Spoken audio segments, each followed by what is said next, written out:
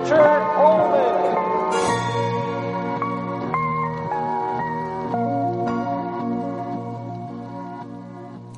What a fantastic guest we have on this episode. Tom Jensen, the man behind Ostfront Publishing, which you may not have heard of, but you'd be impressed if you looked into it. You're going to definitely find out what they do. And we get into not only the games that Tom has designed, but more interesting yet to me is that he brought his own cycle of game design theory for how he approaches game design all the way to the point of publishing and releasing it and supporting it after it's released. Because this is not the kind of guy who's just, theorizing about making a game or has sort of this endless cycle that he's stuck in of trying to work on something. He actually has made games. He sells them. People are playing them.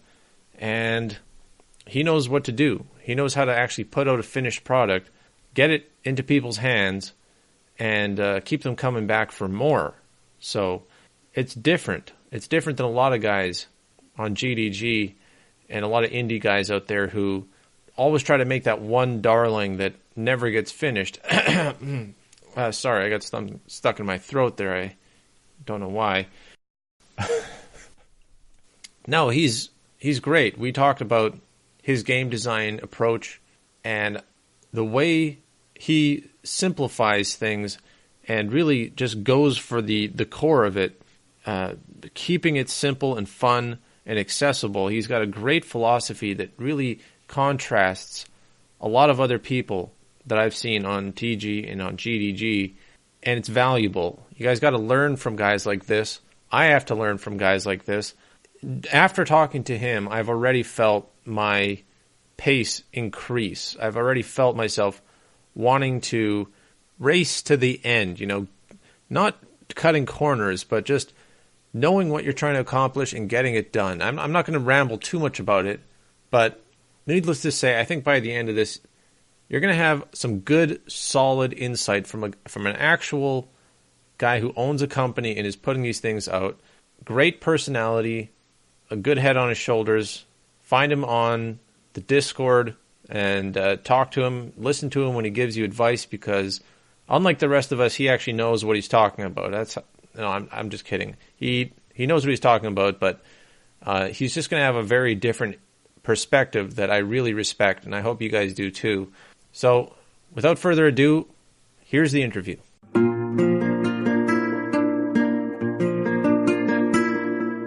All right, so I'm here with Tom Jensen.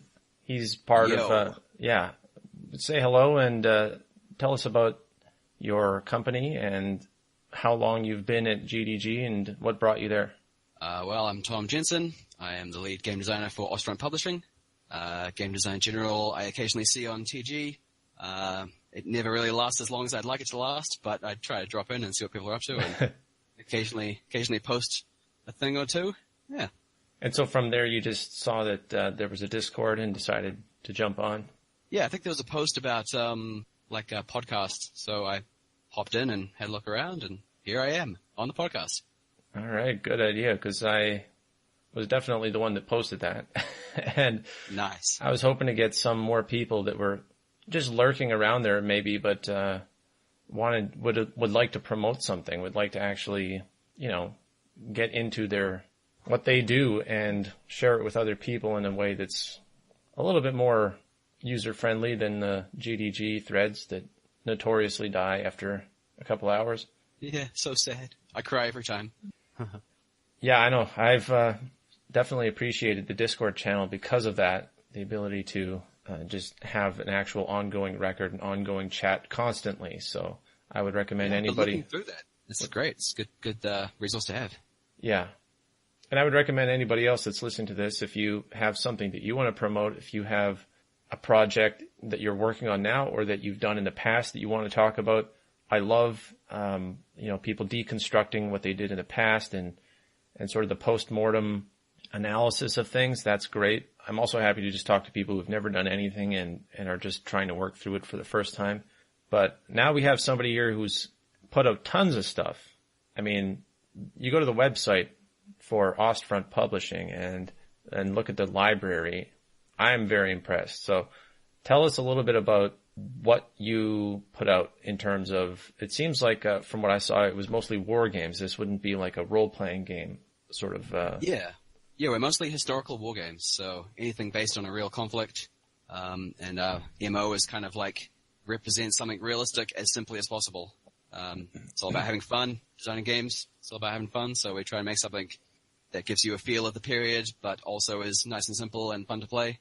And yeah, I think we have about, 10 different games and maybe 10 or 12 army lists for our main game, Ostfront.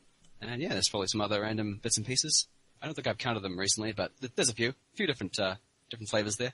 I find it fascinating that you would pick something as generally obscure and hard to get into as a specific real life historical battle, and then juxtapose it by making it like a really accessible tabletop game. What made you want to do that instead of creating your own world? I mean, and sort of approaching it from this, like, did you think to yourself that's like a neglected market, or was it just what you're interested in and you just decided to make games about it? Yeah, it purely comes from an interest in history, really. I'll be reading a book about Stalingrad or something and thinking, wow, this would make a great war game. I have got to write a World War II war game. And the same happens over and over again. I'm reading a book about the Soviet-Afghan War or about Chechnya, and I'm like, I have got to war game this. And I'll go look for a rule set, and there'll be nothing. It's like, oh, there's no rule set for Chechnya, or there's no rule set for the Soviet-Afghan War. So I'll be like, okay, I guess I'll write one.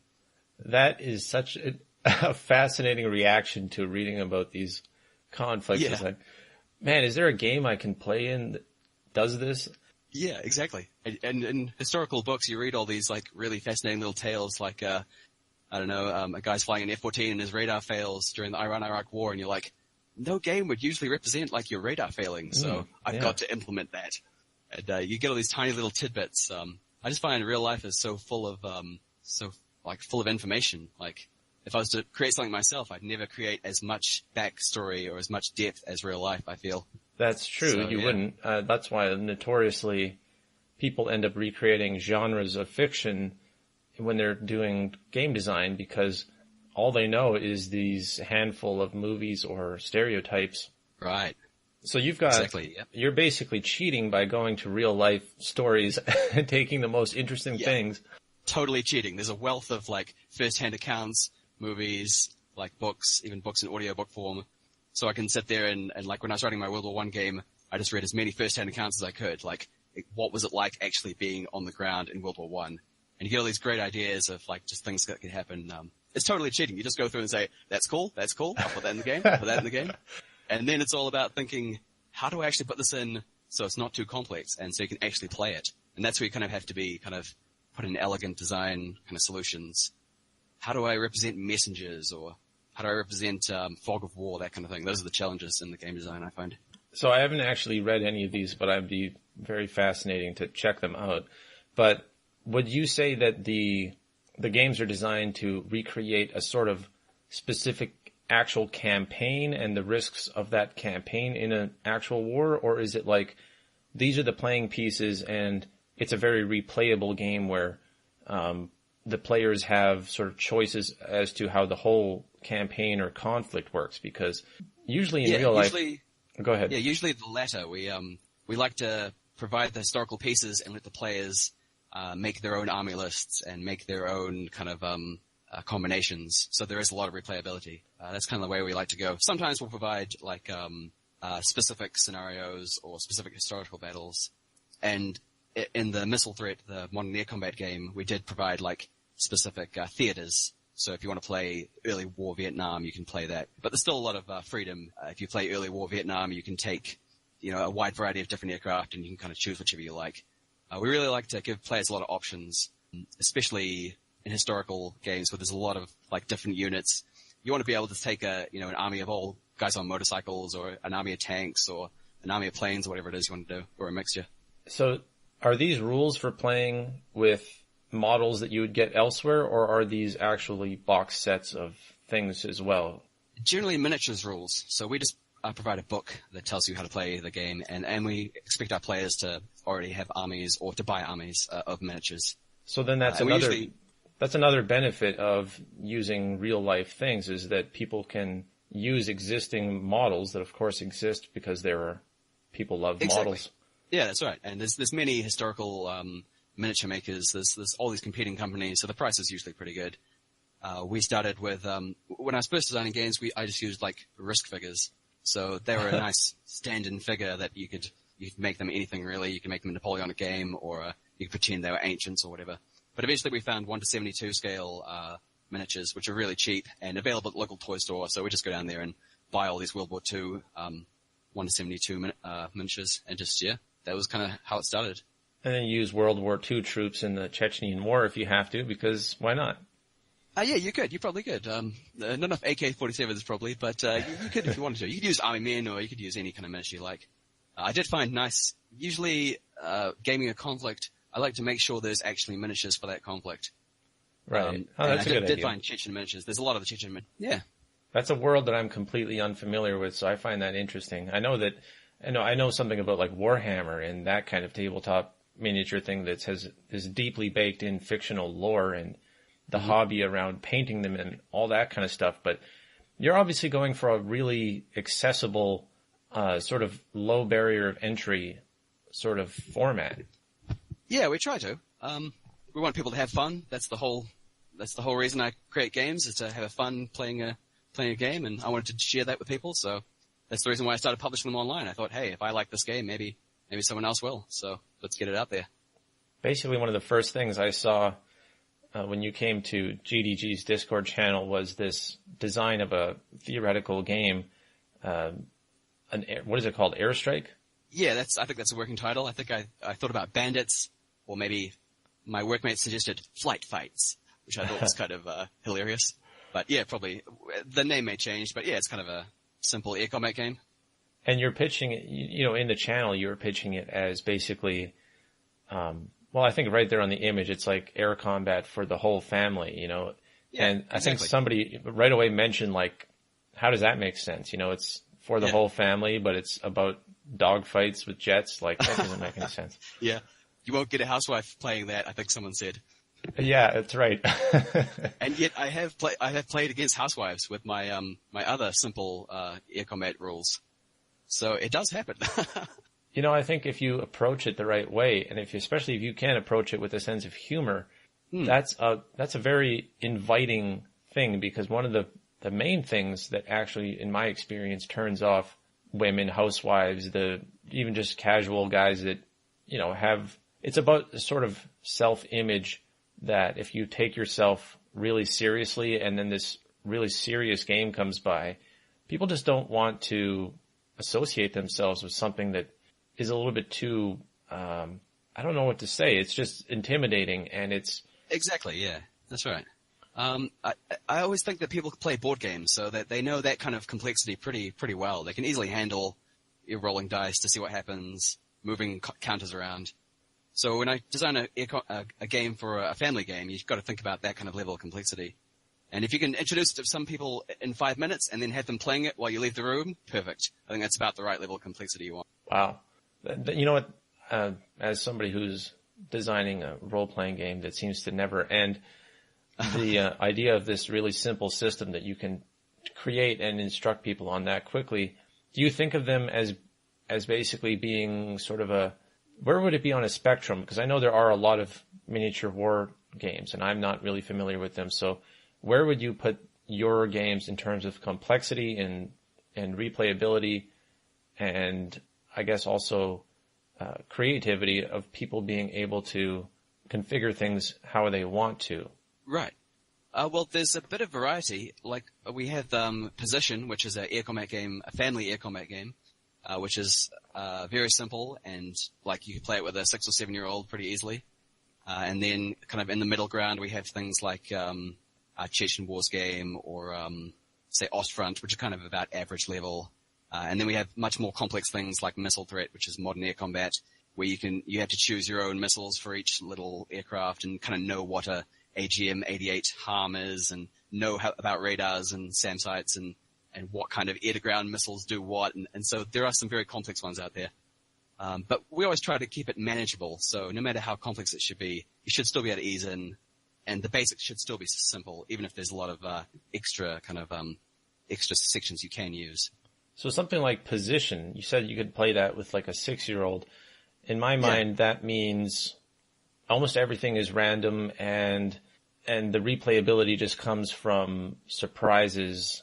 You don't know what's going to happen next. Is it, because you don't want to be punishing a 6-year-old for making a random or poorly thought out strategic decision, right? So no, of course not. Position's great because it's freeform. Everyone has a stack of squares of paper, and you draw a little arrow as to where your aircraft's going to move. But you all do it at the same time in secret. So everyone's going, oh, what am I going to do next? And what's he going to do next? So you all draw a little arrow. You just barely sent me a picture of how it looks, and that is hilarious. Yeah, it's very much based on the game Wings of War, which is almost the same thing, but except you use cards. You have a card with a little turn on it. And everyone, they play their 3 cards, whatever they are, and the aircraft makes a few little turns. But this is more like, more freeform and much more simpler than Wings of War. Wings of War has some complex or semi-complex damage rules, whereas Position is just like as simple as possible. If you're hit once, you're damaged. If you hit again, you're destroyed. But this is great with the family. Like I played this with 7, 8, 9-year-olds and my parents as well. So let's say me and my dad versus my 8-year-old brother and 12-year-old sister on each side, and then they love it. They'll go away and have a strategy meeting and say, what are we going to do? And me and my dad will be sitting there going, let's just try not to shoot each other. I'm sure we'll be fine. And then my little brother and sister will come in and just annihilate us because we had no plan. It actually works. Yeah, it actually works. Yeah, I think their plan was as soon as one of them gets damaged, try to destroy him. And so I think I got damaged first, and they both ganged up on me, and that was it. Then it was just 2 versus 1, and yeah, it's something that people can understand easily. You literally showed me 2 JPEGs, and I understand the game now. Yeah, and all you need beyond that is like you can shoot a certain distance directly in front of you, and you roll a dice on a 5 or 6, you hit the enemy, and that's it. That's amazing. I really respect that kind of variety, because one of the problems, and I know this is from going to GDG channels and obviously the Discord as well, that there's sort of the opposite problem happens a lot, or I should say people don't realize that they can make games that are simple, and essentially one small mechanic is what we would call it usually in a bigger role-playing game kind of thing, where you want to simulate a million different things, and then each thing has its own subsystem and set of rules and things. And it's like, okay, you could maybe simply teach that mechanic or that simple rule set, but what you're essentially doing is saying that is an entire game that is fun on its own. Make that the game, release it, and if people just want that one experience, that's all they need, is that little cheap rule book. If one mechanic is good enough, I think it could be, effective as a game, even if it's a short game or just a quick fun game you can play in a couple minutes and then have a rematch.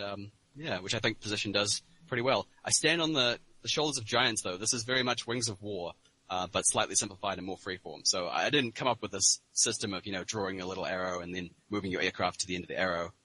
I just kind of made it more family friendly and kind of repackaged it a bit. And I even say that in the description of the game. I'm like, it plays like Wings of War. So, yeah, I can't claim to have invented it. Well, I'm glad that, you're giving credit where it's due. Obviously, I wouldn't know. But the interesting thing is, as a creator, I'm interested in your mentality when you're approaching projects, because there's that sort of endless cycle of creativity that is easy to get trapped in, and you don't seem to be bound to that at all. You're thinking, obviously you have your own company, and you've even, you said you created Facebook pages for like all of your products, and you're trying to stay in contact with the people who bought your games, and you update them and things like that. Exactly, yeah. I always try to provide an email address and let them know there's a Facebook page, because I find it's really important to get feedback. And often the best playtesting doesn't happen until you release it, and then people see it on, say, Wargame Vault and buy it, and then they play it and they go, this doesn't quite work, or that doesn't quite work, or this unit is missing. And so often I get the best feedback after the game is released. In fact, there's a good saying, a game is never finished, it's only released. Yeah, I think there's a couple variations of that saying. Probably is, yeah.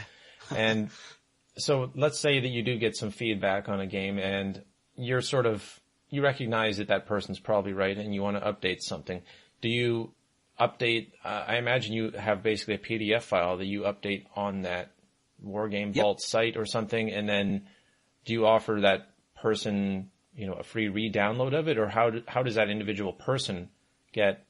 Wargame Vault is awesome in that when you update the rule set, you have an option to email everyone who's bought it and to update everyone who's bought it. Oh, nice. So I can upload the new version, I check, email and update, and it'll email everyone who's bought it, and they automatically can download the new version, which I think is amazing. It's an excellent system. And it means, I can get up to 4 or 5 different versions.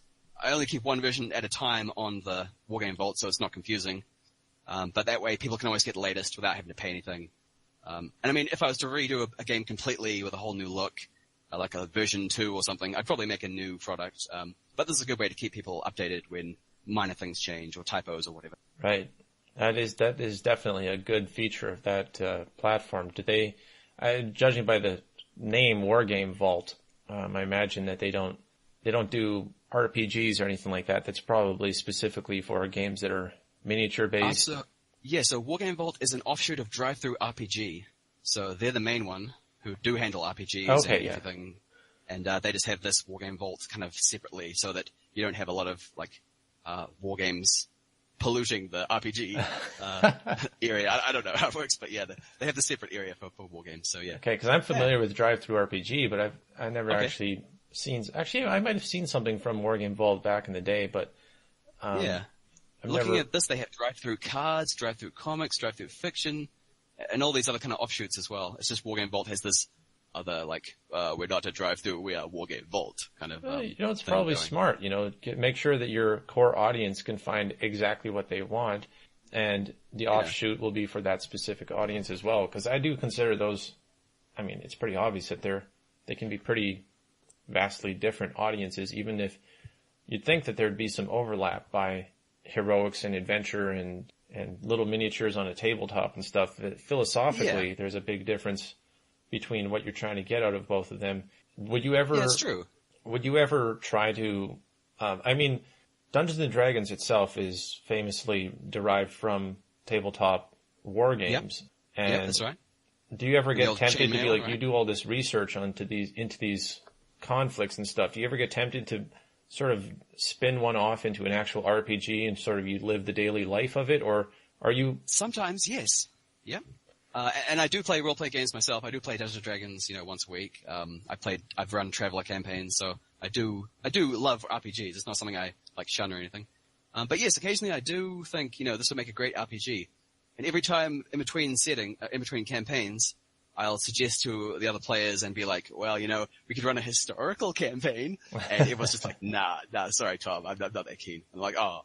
So I always try to slip it in there, but, we have a forever DM who's amazing, so we just kind of let him do. He always has a great idea that everyone's like, wow, that sounds awesome. Whereas I'm like, hey, let's refight, Napoleon invading Russia in 1812. And it was like, I don't know, man. It doesn't sound that cool. There's not a lot of backstory there. And I'm like, oh, well. Yeah, but that's fine. Can't cast your spells in that one. Yeah. I mean, it'd be great if everyone was familiar with the setting and had read 1812 by Anthony Beevor, Adam Zamoyski. If they'd read a few of these books, they'd know the setting, but you can't really argue with a fantastical, awesome campaign that has all this kind of cool plot hooks and kind of cool setting. I don't know, the goblins reincarnated some ancient mage tank or whatever, and it was like, wow, this sounds amazing, blah, blah, blah. Yeah, so that's fine. That's no problem. It's a testament to your particular group that, people aren't interested in jumping ship to something else. I mean, a lot of people would be happy to switch over to somebody else's miniature war game if they just had a better alternative. And yeah, it sounds like we did do Traveller for a while, which is a nice break from D&D, a bit of science fiction there with space battles and stuff. So that was pretty cool for a while. I looked into Traveller just as a theoretical game, a book that I was going to buy. I wasn't even planning on playing it, but I wanted to research it because I heard that it had a very interesting, planet generation. Oh yeah, it's great for that, yep.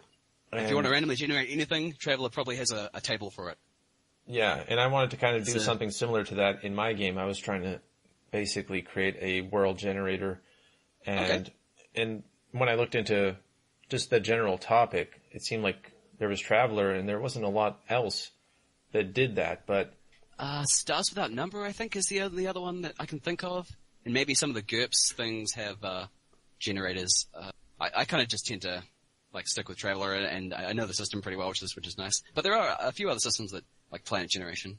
Yeah, I envy the fact that you actually get groups of people together. I imagine you're not playing online either, right? You're playing with actual people that No, this is real people, the old-fashioned way. Go to someone's house, drive there, and have a beer and have a laugh, roll some dice, make some dirty jokes. Usual role-playing group, I imagine. I imagine pretty much 90% of people on GDG are very jealous of you right now. Yeah, it's certainly something that should be treasured, a good role-play group. And we have a lot of people coming and going, so it's not always the same people. There's a core of 2 or 3 people, but we always have new people coming through, which is kind of good and sometimes kind of bad. But if they're bad, we usually just kind of if they don't turn up, we just kind of stop inviting them and get someone who does turn up. So yeah. Yeah. Okay. So let's talk about the latest game you put out. What is it? It's based on the Chechen conflict, right? Yeah. The Chechen Wars. It's called Cornered Wolf. That's a great name. Yeah, I find that the title of a game is really important. The title and the cover. If those aren't good, no one's going to be that interested. So you got to put a lot of time and effort into thinking up a really good title, and come out with a good title page as well. Looking at this cover on Wargame Vault, I could swear that I've seen you posting about this on TG in the past. Have you? Yeah, I believe I have in the historical wargame threads. I don't know if you go there often or. I scroll through almost everything, but. Okay. Yeah, I do. I have posted a few times on historical wargame threads, and maybe even in GDG. I'm not sure. I tend to just kind of spam things and forget where I posted them. So, yeah. Okay, so. But yeah, I'm pretty happy with how the title and cover turned out. It references the Chechen flag has a wolf on it, and the wolf is kind of their national animal. So I'm really into a title that references the conflict, but is also kind of tied to it in a way. So the idea of a cornered wolf, the Russians coming into Chechnya and backing this thing into a corner and then getting bitten really badly and having to run away is basically how the war went down. So yeah, that's awesome. It's so evocative, and yet even just on its own, if you know nothing about any of that, the idea of a cornered wolf is just a cool concept. Yeah. I think it came from a documentary I was watching about Chechnya, and I think the narrator said, "A wolf is most dangerous when it's cornered," or something like that, something awesome like that. And I was like, "Yeah, that sounds pretty good." And you can see these 3 Russian guys running into this building, this dark doorway, and there's mist and fog everywhere, as if they're going to a wolf's den or something. So it kind of gels nicely. Absolutely, yeah. It looks very slick, and you're saying it's a skirmish game. You actually say in the description the size of miniatures it's aimed for and or it's supposed to use, and just tell us a little bit about mechanically on a game design level, what would be the stages and phases of playing a game like this, and is it like a standard miniature wargaming setup, or did you do something totally different with it? I always tried to start with what the conflict was like, and in Chechnya that was just total chaos. People being confused about where they were in the city and where the enemy was, accidentally firing on friendly units, that kind of thing. Just everything going wrong kind of thing. Wow. So that was my starting point. I was like, this game has to be chaotic as fuck. And so my 2 main words when I started out this game, chaos and simplicity. And if I can make it really simple, but really chaotic, I'd be pretty happy. And so I guess the main interesting mechanic is the uncertain activation. You deploy your armies, and then you draw from a regular deck of playing cards, you draw a card. Any red card will allow the Russians to activate, and any black card will allow Chechens to activate. And the number on the card will be how many men you can activate for the number cards, and the face cards allow a vehicle or perhaps a vehicle and some men to activate. So if you get a pack of cards and just start pulling them out one by one, you'll be like, okay, 3 Russians, 4 Russians, 2 Chechens, 3 Russians, 9 Chechens, a Russian tank. So it's you have no idea what's coming next. You don't know who's going to be running across the road, or if your guys will make it across the road before they get cut down by an automatic grenade launcher or whatever it is that's going to happen. And I thought that was really important. This uncertain activation, I thought it was a pretty cool idea. That's brilliant, because especially hearing that you first knew that that's what you wanted to evoke. It's not like you had this idea of, using cards to activate units and and you tried to find a way to wedge it into something else. It's like you researched this thing, and then you decided, I need a mechanic that reflects this, and a deck of cards is just, It's just random enough, but yet still there's a bit of, eventually it's going to even out, right? But with your other key word being, simplicity, it's also this universally available thing. Like, it's just something that everybody can use, everybody knows. The values, everybody knows that a queen is higher than a jack, and yet, so you can keep it like tied to it so that, the exact number on the card is how many men you can activate. I thought was a really good way to do it, really simple way to do it. That's genius. I think that's reason enough to, make a separate game for it, even if you didn't have this whole conflict you wanted to simulate. But the fact that it actually was born out of a real interest in a subject, and then you looked for a mechanic that properly represented it and kept it within this sort of framework and game design goal of keeping it super simple. I think that is something that everybody in GDG should, try to keep in mind, is to have some goals for what it's going to be, and then like have a topic, a theme, and then let the mechanics grow out of that, but within the confines that you have from like a pitch to the players. Like if you had a whole separate system to represent this, and it was like proprietary and unique to your system, there would be that would be cool in its own way. But as soon as you say that you can just use a deck of cards to do this, I guarantee that opens it up to so many more people who are interested, because that's just such a novel use of something you've already used 100 times. Exactly. Or something you can pick up really, really easily and cheaply. You can buy a pack of cards for whatever. But going back to mechanics, I always think mechanics should be subservient to gameplay. Gameplay's got to be the most important thing in the game. It's got to be fun. And mechanics should help to underpin and underline that. And we use the cards in another way. We use them to randomly generate the forces at the start of the game, which I thought was another way to add some chaos in. So you don't sit there and write an army list. You randomly pull cards from the deck and say, I've got an infantry squad. Now I've got a couple of tanks. Now I've got a mortar squad. So you don't know what you have each game, which I think adds to replayability and makes it a bit more chaotic. You're never really sure what the enemy's going to have. Yeah. That's so great, because it's like, I know nothing about this conflict. I've heard of it, but, I wouldn't know what makes it different from any other war. And I think the system would work for a lot of urban conflicts. I don't think, I did start with Chechnya, but I think it would work well in many other modern urban conflicts, like in Africa or, like Syria. The whole idea of, city fighting is always pretty chaotic. So, right. I think the system, starting with Chechnya, I think I could do a more generic version that could cover almost anything.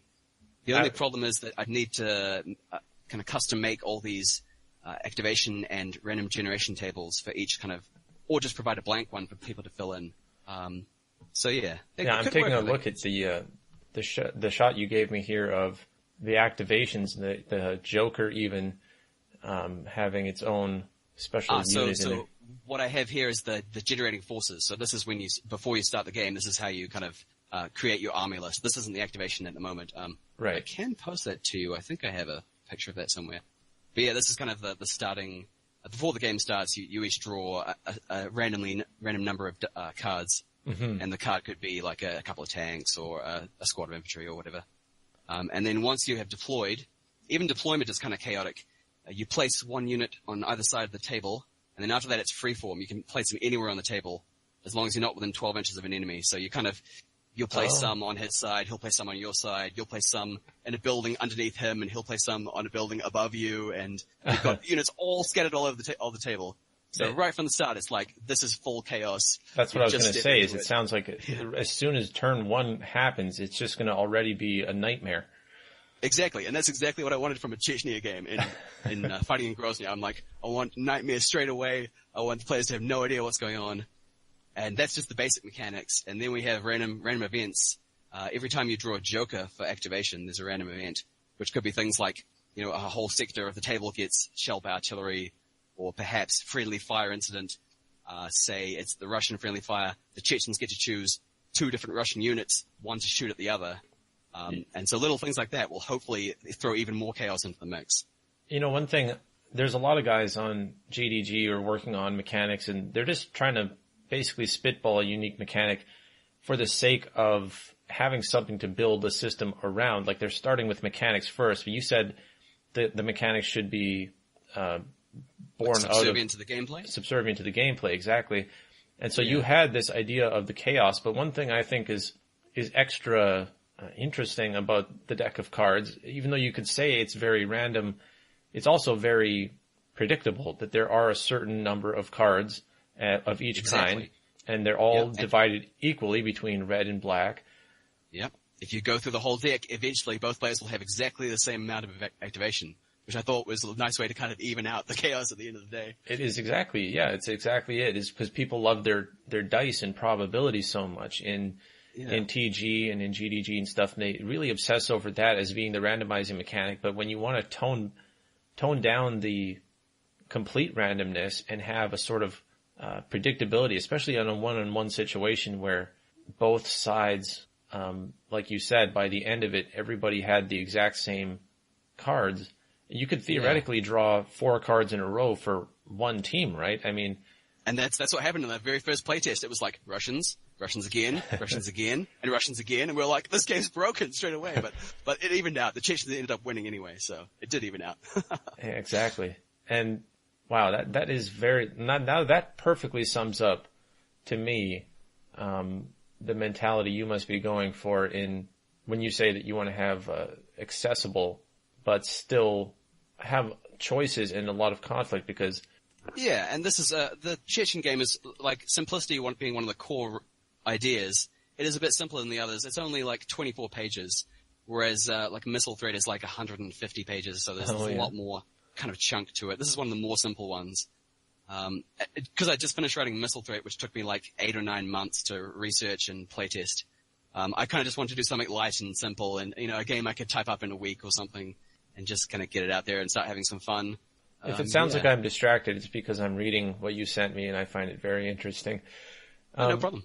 But I think there's a lot to be learned right there, even from the way you're approaching this. That I wish more people would realize that the mechanics themselves are not the game, and that's something I want to talk more about. Is when you say that the mechanics are subservient to the gameplay.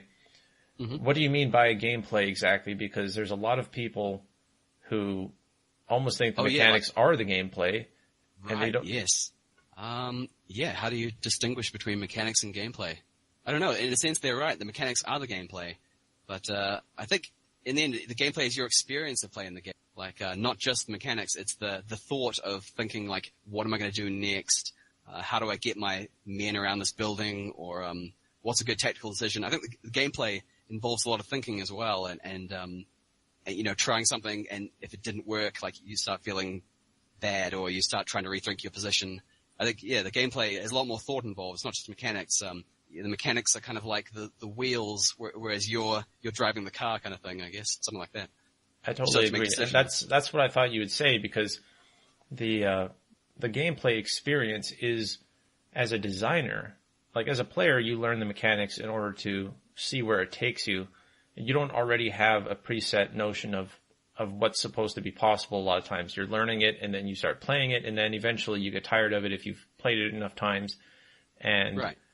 But as a designer, you have to try to create an ideal experience, and the gameplay is different enough from the theme and the tone and sort of the instruction phase and all of that. There's sort of this zone of experience that you want to try to tap into, and that's what everything should be bent towards, and everything should be trying to serve that one thing. Not that you had a clever mechanic and now you're going to try to design a game just for the sake of using that mechanic.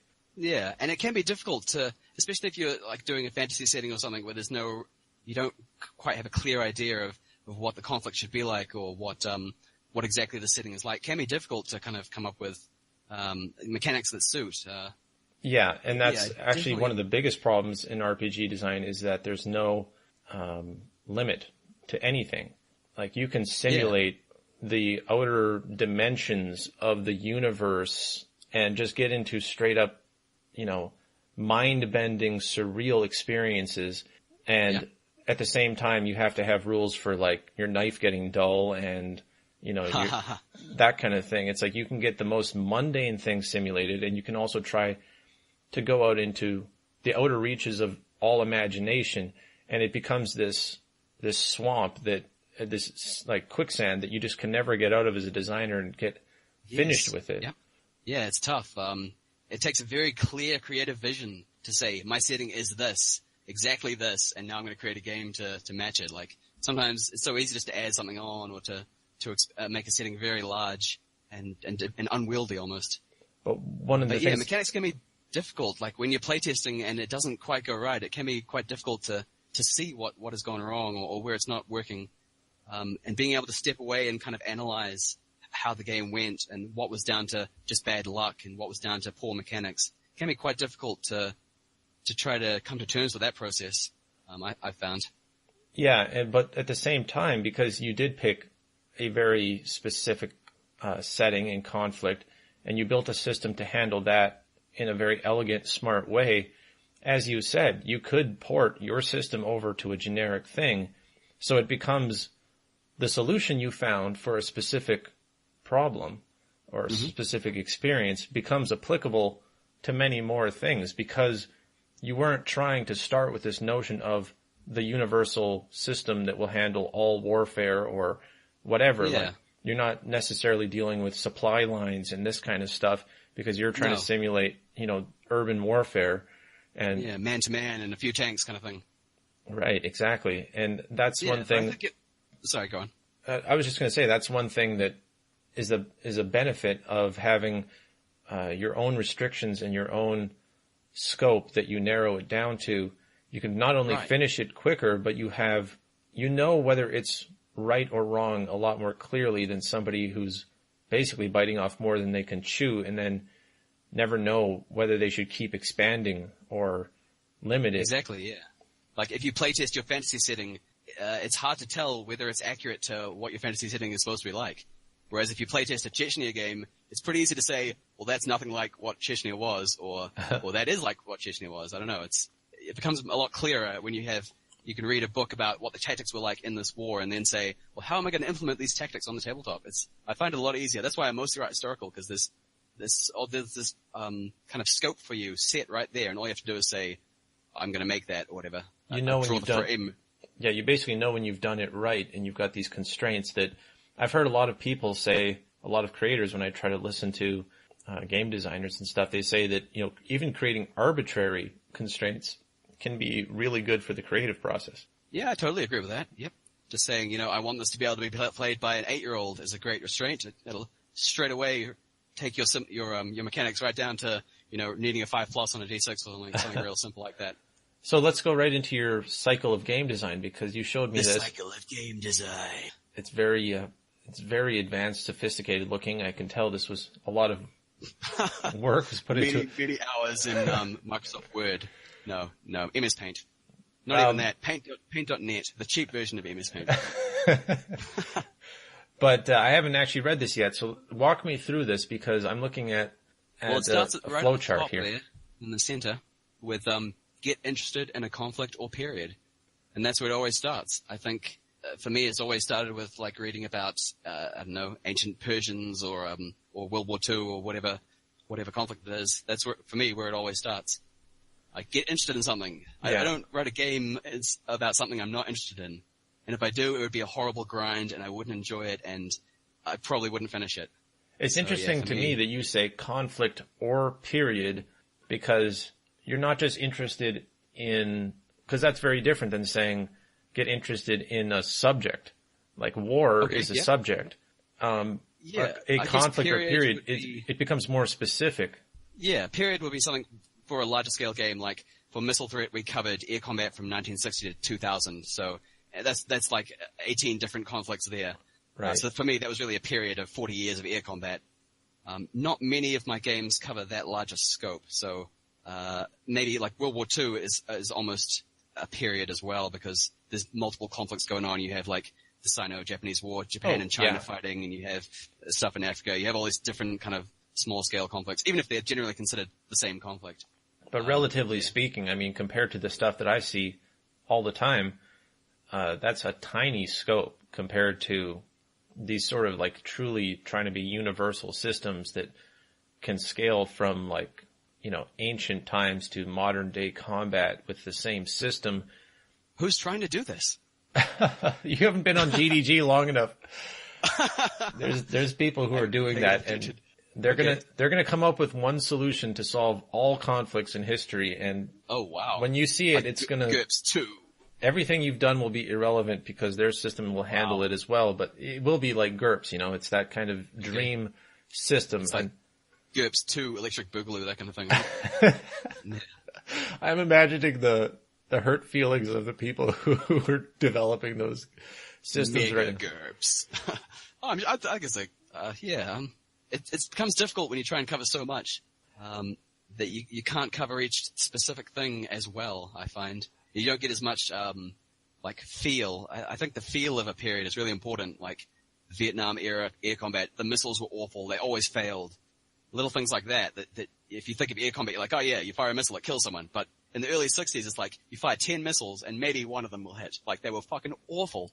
So it's little things like that really make a period feel like a period. And if you try and cover them all at once, either you have to do a lot of research and have a lot of little special rules for each conflict and essentially cover each conflict individually, or you kind of lose out a lot of that kind of fluff, that kind of feel. Well, and not only that, but the mechanical depth to it has to change because, GURPS is notorious for having a rule for so many different things and then all the different expansion books that cover niche topics and all these sorts of things. And for the people who do want to literally cover like how to dig a hole mechanically, how many men per hour digging at this rate with that kind of supervisor watching them, it's like, that's awesome.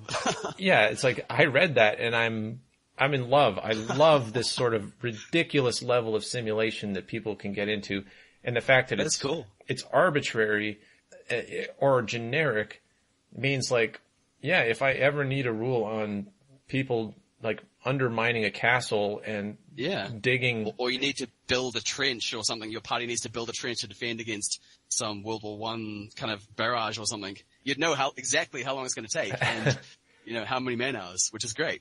Yeah. And it's like, I can't blame anybody for wanting to chase that rabbit hole, and create this sort of system of systems that will just encapsulate all human experience. But at the same time, I think there is an element where the GM has to step in and say, well, you can leave it to the GM, like having to dig a hole. I think the GM could easily say, well, that'll probably take you about 6 hours if there's 4 of you. Like, I don't think you always need a specific rule for that one thing, unless you're an advanced squad leader and you really want to know, how long it takes to get through a sewage pipe or something. You have a special rule for it. I don't know. I think the term in game design is generally resolution, like the level of resolution that you're zoomed in on. There are times when the exact hours that it takes, man hours that it takes, would be crucial. It would be if it's the defining moment of the entire conflict, and all things hinge on this one project of tunneling. Suddenly you want to know exactly how long something takes. But if you're not interested in it, you can zoom out and be like, yeah, whatever. You have all night, and there's no rush, so you get done, and you don't even have to roll a dice for it or something like. And a DM can still kind of make that call about, it may still be crucial to dig this hole, but DM says, well, it's going to take you about 6 hours plus D12 hours, and I'll roll it behind my screen, so it's going to take them about that long. And it also gives them the option to kind of fudge it a little bit. If the invasion is coming sooner, you can say, well, it takes you just a little bit longer, so you only just finish it before the invasion comes or whatever. Yeah, so, I think that mentality applies to, a lot of game design, starting with this first point about being interested in a conflict or period. What you're saying for your own, because this is your own personal cycle of game design. You said it wasn't a general theory of how all games are supposed to be designed. It probably could be used as a general kind of template, but no, this is what happens to me. This is my experience of game design. Yeah, but I just find that interesting that you already start off and indicate that you're more interested in a specific topic and a specific kind of thing that you're interested in recreating, rather than sort of a theory crafting, abstract approach to it, like almost a philosophical project.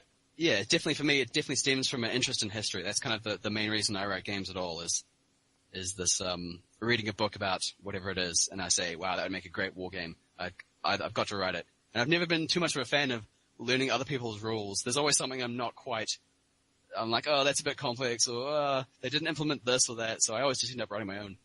I love that, yeah. I mean, you have to be able to, if you have strong opinions on these things and you feel, like you said you wanted to recreate a certain feel, and that's one of the reasons why you pick something more specific, because like you said with this Chechen cornered wolf game, it's like you want the chaos, you want the confusion, and you want, in a sense, the unfairness and the brutality of that level of randomness. Totally. And so you get a feel for it, whereas if you're starting with a sort of abstract theoretical thing, it's almost impossible to be like, yeah, that feels right, because you're more concerned about just, well, can it technically do this? Yes. Okay. That's good enough, because as soon as you push it into a feel, now you're actually betraying the player who wants to have the generic experience. Right. Yes. It also gives you some interesting challenges, choosing a specific period, because you'll read about it and you'll say, well, how the fuck am I going to implement that in the game? Like, I don't think that's even possible. Can I implement that? There's one instance I was reading, where Chechens operated in small wolf packs of, like, say, 10 guys, and run in between two Russian units, fire at both sides, and then run off, and the two Russians would fire at each other. Oh, man. And I was like, how the fuck am I going to implement that in the game? And you managed but I to did. do it. I managed to, yep. And it's because you had a very specific constraint that you were trying to work within. I managed to pull it off with the random events, so there could be a friendly fire random event. You don't run between two units and start firing at them, but you can still make them shoot at each other, so that's the way I managed to pull it off. But it always gives you little interesting design problems, like in modern air combat game, Iranian F-14s had awful maintenance and no spare parts because the US had cut them off after the Iranian revolution in 1979. They'd bought like the best fighter in the world, the F-14. They had a whole fleet of them, but then the US said, we can't give any more spare parts, and they'd kept them in the dark about how their radars actually worked. Oh, wow. And so the Iranians had this great plane, but it kept kind of, half the fleet was grounded with radars that didn't work. And some pilots would describe, I got up in the air, I was just about to fire a missile, and my radar failed. And I was like, I've got to implement this. That's the feeling of the Iran-Iraq war in the air, is having this awesome plane that has awful maintenance, and it might fail at any time. It might go into a stall when you least want it to. And so I was like, I've got to put that in there. A little feel like that. It's beautiful, because a player might go into it having this whole preconception of how cool they're going to be. And once they actually experience it, it would be the same experience that a soldier would have of getting into an F-15 and thinking they're really cool, and then realizing that there's some huge problem and that they're screwed. Yep. Yeah, I just did this really hard turn and now my engine has stopped. I'm like, oh shit, I've got to spend some time to get it working again, instead of trying to shoot down that meg over there, which is exactly what happened in one of our playtests. Like, the Iranian F-14 came in and did a hard turn and his engine stopped. And I was like, this is awesome. Wow. Yeah, that's good. Okay. That's the first point of your cycle of game design. Let's move on to the next one, which is form a premise, what the game should be like, define complexity and scope. Yep. So that you have the period you're interested in, or a setting you're interested in. Then you have to say, well, what is this game going to be like? Is it going to be really complex? Is it going to be a simple family game? Is it going to be somewhere in the middle? Because I would say, sorry, go on. Even though we just barely talked about like the scale of the subject that you're designing around, even this would be like, even if you're interested in that conflict, was it the psychological warfare? Is that the elements you want to emphasize, or is it like the how am I losing Certainly the word? If you're doing more of an RPG, it would probably be the psychological elements. Yeah, definitely. If it was more kind of small scale and a few guys in the middle of the city somewhere, you'd really want to emphasize those psychological elements. Yeah, or like attrition and resource management. There's also that kind of complexity and scope. Whereas if you say, I want it to be kind of broader strokes because you have a target audience in mind, that also means, it has to be simple, and I don't want to, if I'm going to play this with kids, I don't want to emphasize the horrors of psychological war. I want to Yeah, exactly. And so that should inform your decision. But generally, I try to write for myself to start with, something I'm going to enjoy. I don't want it to be too complex, but maybe someone would want it to be quite complex. So if they were writing it, they'd write something, with all the little details covered. And the scope part is about what size you want to cover. Is it going to be skirmish? Is it going to be an entire, army? Is it going to be just, 2 guys walking down a street? How many units are you going to be using? What's the scope of, the army size or the unit size you're using? Mm-hmm. Yeah. Okay. So let's move on to the next point then. I'll let you handle that. Research the shit out of the period.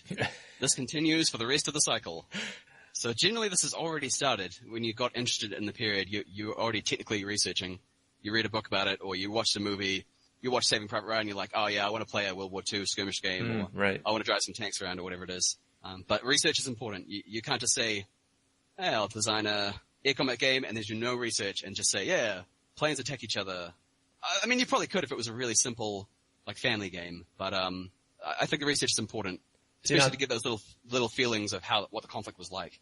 Exactly, because I was just going to say that, a lot of the stuff that I see people designing, they do have research, but it's like quasi-research based on myths and half combined with movie genres, because they really want to not only have that type of conflict, but there's, like you said, making the hard turn and your engine fails.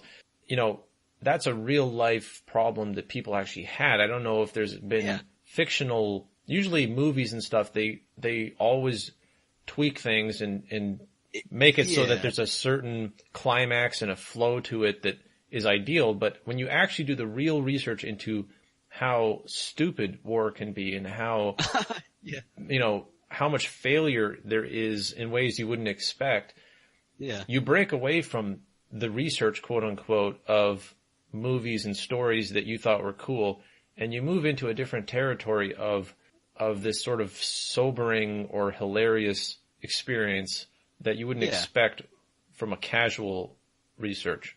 And that's something that's really important to me, is the first-hand account. What was it actually like? Try and find writings of people who were actually there. When I was researching World War I read a lot of books, or actually audio books, written by people who were actually there and saying, this is what I did today. We were shelled by artillery as I was trying to get to this post office or whatever, and there was pretty much just a wall of artillery in front of us, and my whole platoon went through, and they all just died immediately, and I was like, well, I don't think I should go through there, guys.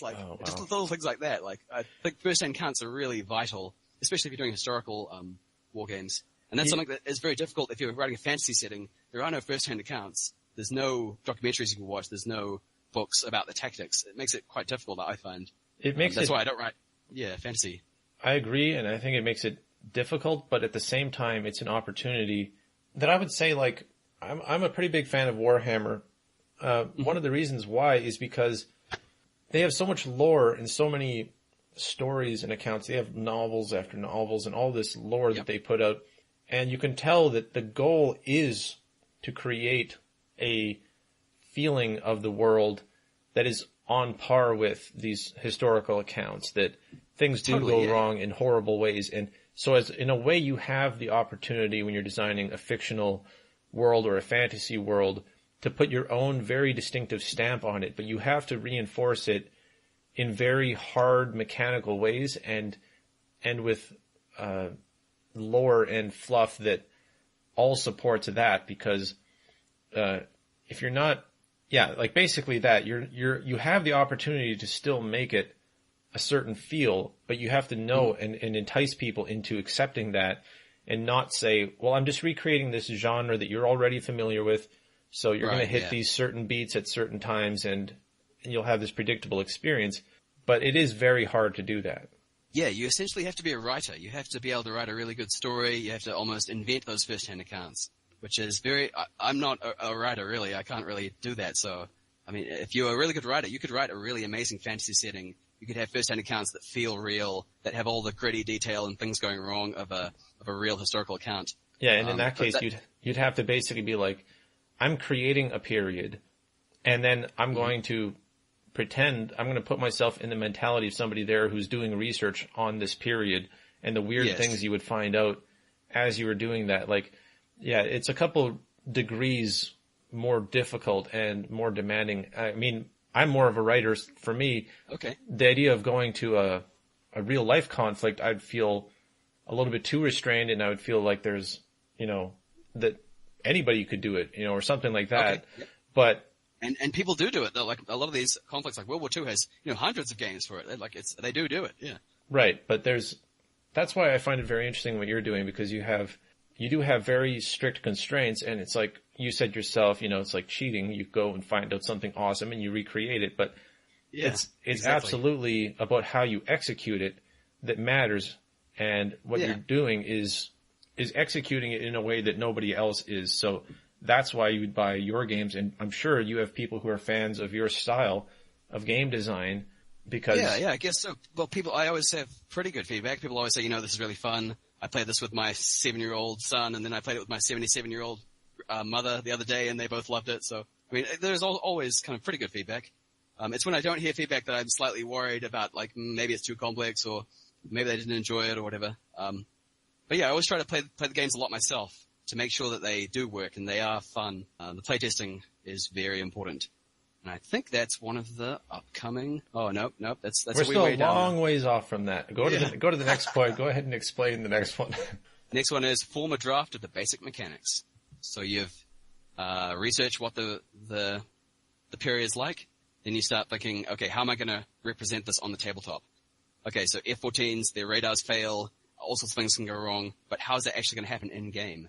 Like, what do I do? Exactly. I don't want them to fail all the time. I want them to fail occasionally, not enough to make people say, oh, I'll never take an F-14 because they always fail. We want it to be just a little bit of possibility. So in that situation, I had a table that said, if these things happen, roll 2d6. On a double one, there is a specific result. So if you make a hard turn, roll 2d6. On a snake eyes, your engine fails. And at that So point, that if a player rolls snake eyes, it's universally known when you get snake eyes that it's just Something's terrible bad. luck, and you have to accept that bad things are going to happen to you. That's right. And it's small enough that you'd still take an F-14 because it's pretty cool. In fact, I can probably find the table for you. But yeah, that was the implementation of at least that one mechanic. But that's kind of what you got to do. You got to think, how am I going to actually, this is the mechanic stage where you really do have to say, how does one soldier kill another soldier? Do they need to roll the hit? Do they then roll the wound and have a save? Or is it just one dice? Do they draw a card to see if there's a wound or not? Like, you do need to knuckle down and be like, how do I represent this on the tabletop? Yeah, I think this is the stage where most people get stuck forever, and they never are satisfied with their mechanics, because you always feel like you could do it better. Or I think the problem is people don't decide who they're aiming it at and have that sort of clear vision of the field that they're going for. Because if you just want to simulate a thing, quote unquote, there's a million things you can simulate about almost any experience, especially if it's a complex one. So you have to have a clear vision, and that'll make it very easy to say, well, I don't care about, whether the guy is eaten or not, whether he's on an empty stomach or not. That's not what this is about. It's still part of the experience that he's having, but I'm specifically trying to set out mechanics that will define the experience. And you said before, distinguishing the gameplay from the mechanics and letting the mechanics be subservient to the gameplay. I think that's probably the stage now where you are settled on, you've researched what you want to do. Yep. Now you have to, you have your scope. So now translate that into gameplay that you can then create mechanics to support. And this is the part where I'll also draft out my rules. I'll go through a Word file and, put in headings, forces, deployment, activation, weapons, infantry, tanks, whatever it is, all the different headings. And so that kind of gives me a rough framework to work in, and I can go through and start filling them out. You should always start with an introduction, like, what is this game about? What is the scale? What do you expect? What do people need to play? That kind of thing. Like, your first page should be all that stuff, introduction, what you'll need. Cornered Wolf has a premise for this rule set, and also why Chechnya is the very first kind of the heading. Why Chechnya? Like, I thought it was pretty good to explain why I actually chose this conflict. Oh yeah, because it's literally the first thing normal people would ask when they like, this guy designed a game around this. Why on earth have you written a Chechnya game? Yeah, there's so many more epic and more known conflicts. But those people who do give it a shot and see that, they're very quickly going to realize that there's actually a good reason for it. The introduction then sets your expectations as a player. Yeah, exactly. Yeah, I'm looking at this table you sent me with the. And we can probably put a link to all these pictures and tables, I'm sure, for your podcast viewers. Yeah, I'll try to. I'm planning on putting it on SoundCloud. There should be room to put it on there. I think you could make a comment, and then in the comment you could link to like an imgur or something. I'm link. definitely going to try to. It'll work. It'll work. Yeah, and one of the things I was going to ask, just based off of seeing your rules here, you said, if I remember correctly, that you did all the writing and formatting in the book yourself, right? Yep, that's right. Yep, I do all the like making the backgrounds, covers, and all the writing and stuff myself. So one of the perpetual struggles of people on GDG is deciding how to format a book, because obviously the blank page is this sort of intimidating thing.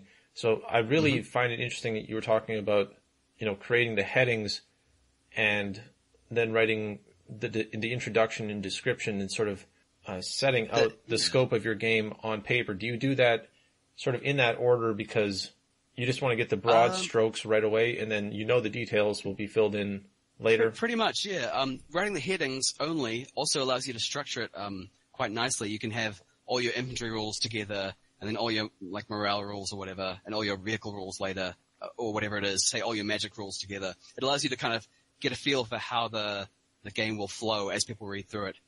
So obviously an introduction first to get people acquainted with what's going on, what they're going to need. And then you can kind of think, well, what do they need to know next? They need to know how to start the game, like deployment, that kind of thing. And then how does the game actually play, like activation, and then how do the specific units work? So that's something I've done a bit more recently. Like to start with, I just kind of went higgledy-piggledy and just started writing, and it was all kind of a mess, and it took a lot of editing to get it correct. But this is kind of the method I've settled on in the last few games, is to write headings and then go back and fill them in later. Yeah, and it also means that when you're not inspired, you can kind of just go through your file and be like, I haven't written an introduction yet. I could write that now.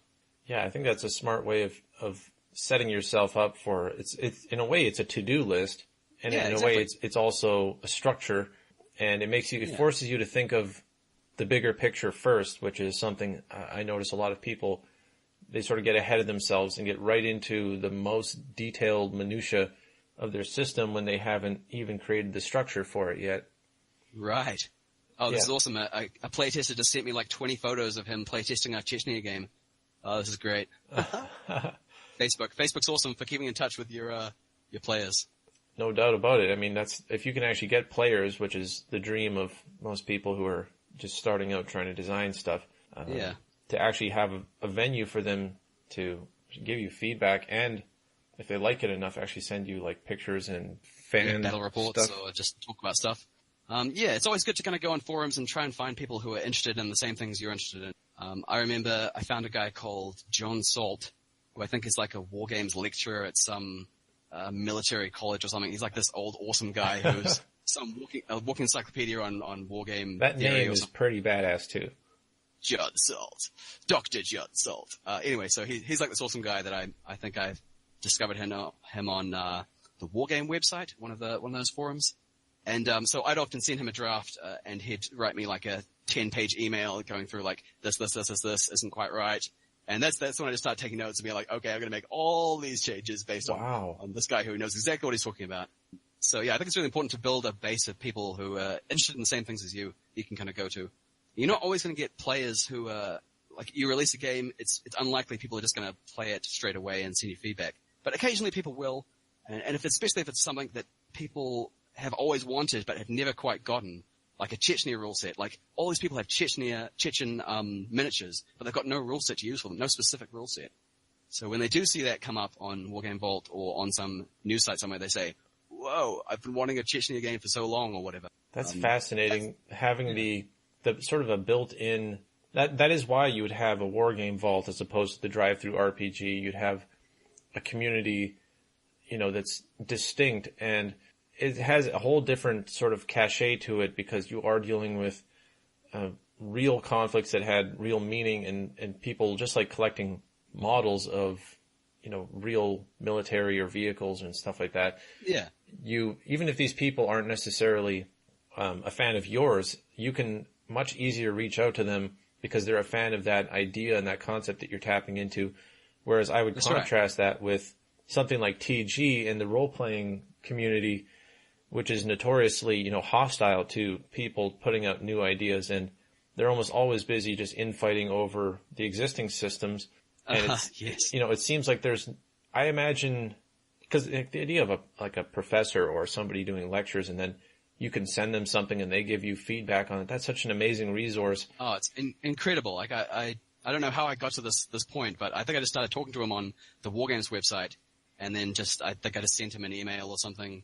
And the same thing with there's a guy called Tom Cooper who actually wrote the book on F-14 Iranian F-14s in combat that I read when I was researching, and that's where I read about the radars failing and the engines stopping. And so this guy had written this book back in the 80s or something, and then one day I found him on Facebook and started talking to him and actually sent him a copy of my air combat rules.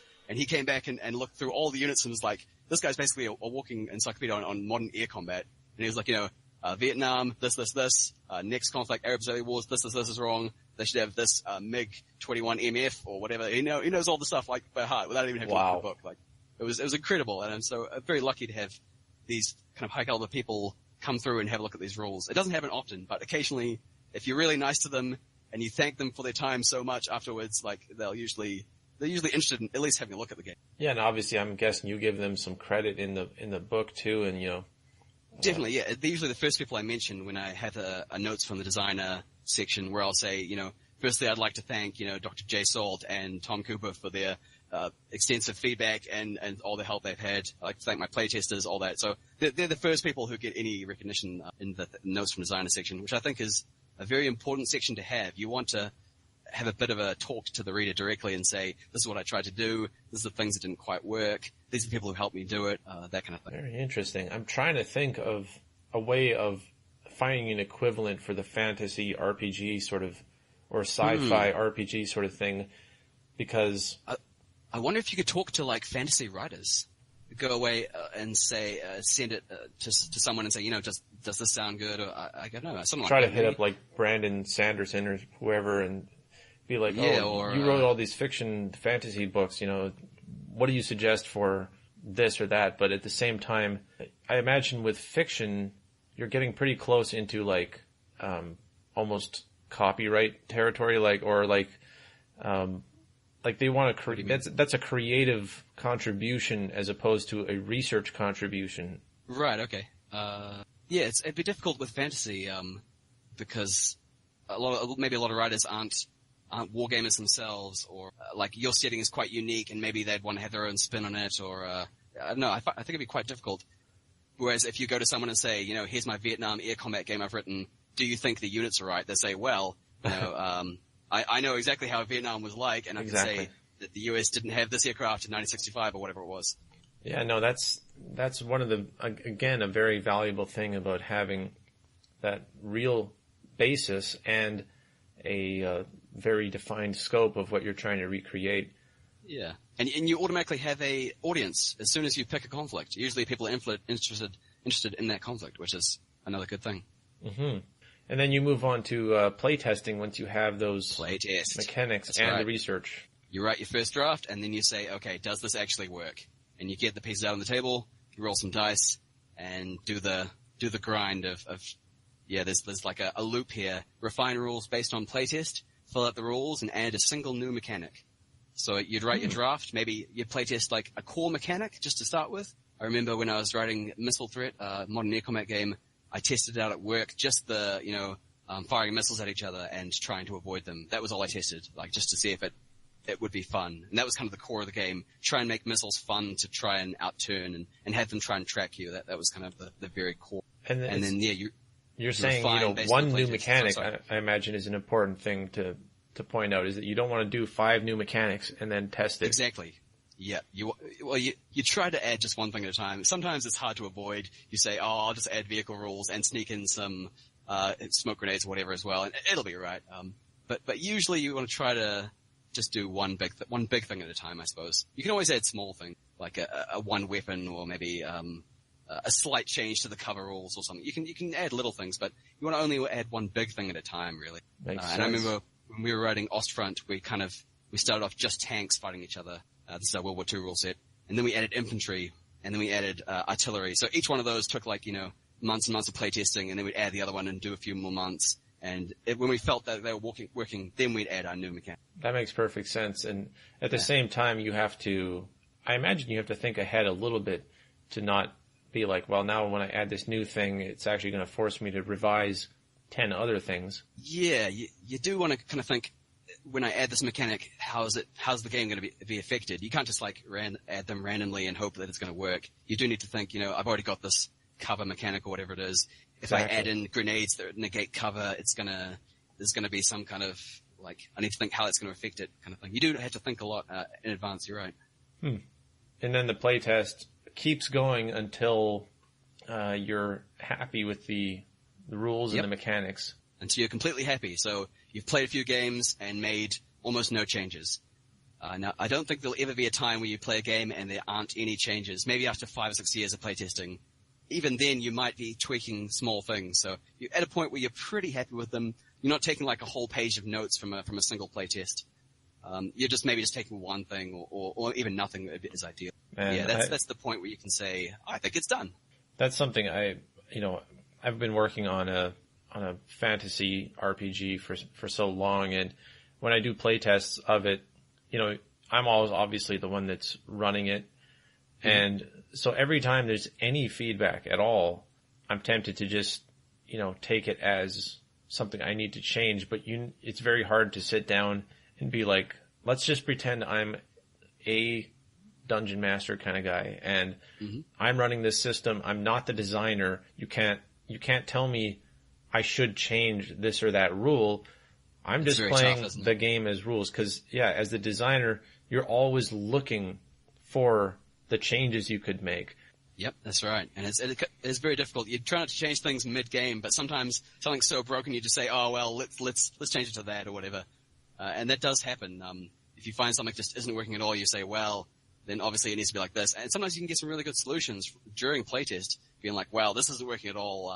Let's just do something simple to fix it or whatever. Yeah, I've had some of the best solutions have come out of somebody playtesting it and all of us just trying to articulate together what exactly the problem is, because it's like it should be fine and it looks good on paper, but something is wrong about it. And so mid playtest, you can make an adjustment and suddenly, it's like the solution is life, yeah. Right. Yeah, exactly.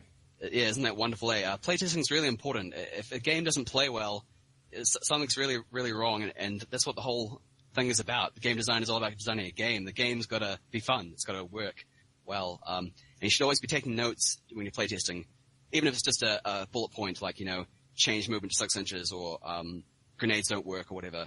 Just always take notes. Every time something comes up, take a note. And that way afterwards you can work through it and be like, okay, I need to type this up, need to change this, etc. Yeah. I know playtesting is something it's very hard for people who don't have an existing group. And even if you do have an existing group, you might be the guy in the group who everyone thinks, oh, he has these crazy creative ideas. Yeah.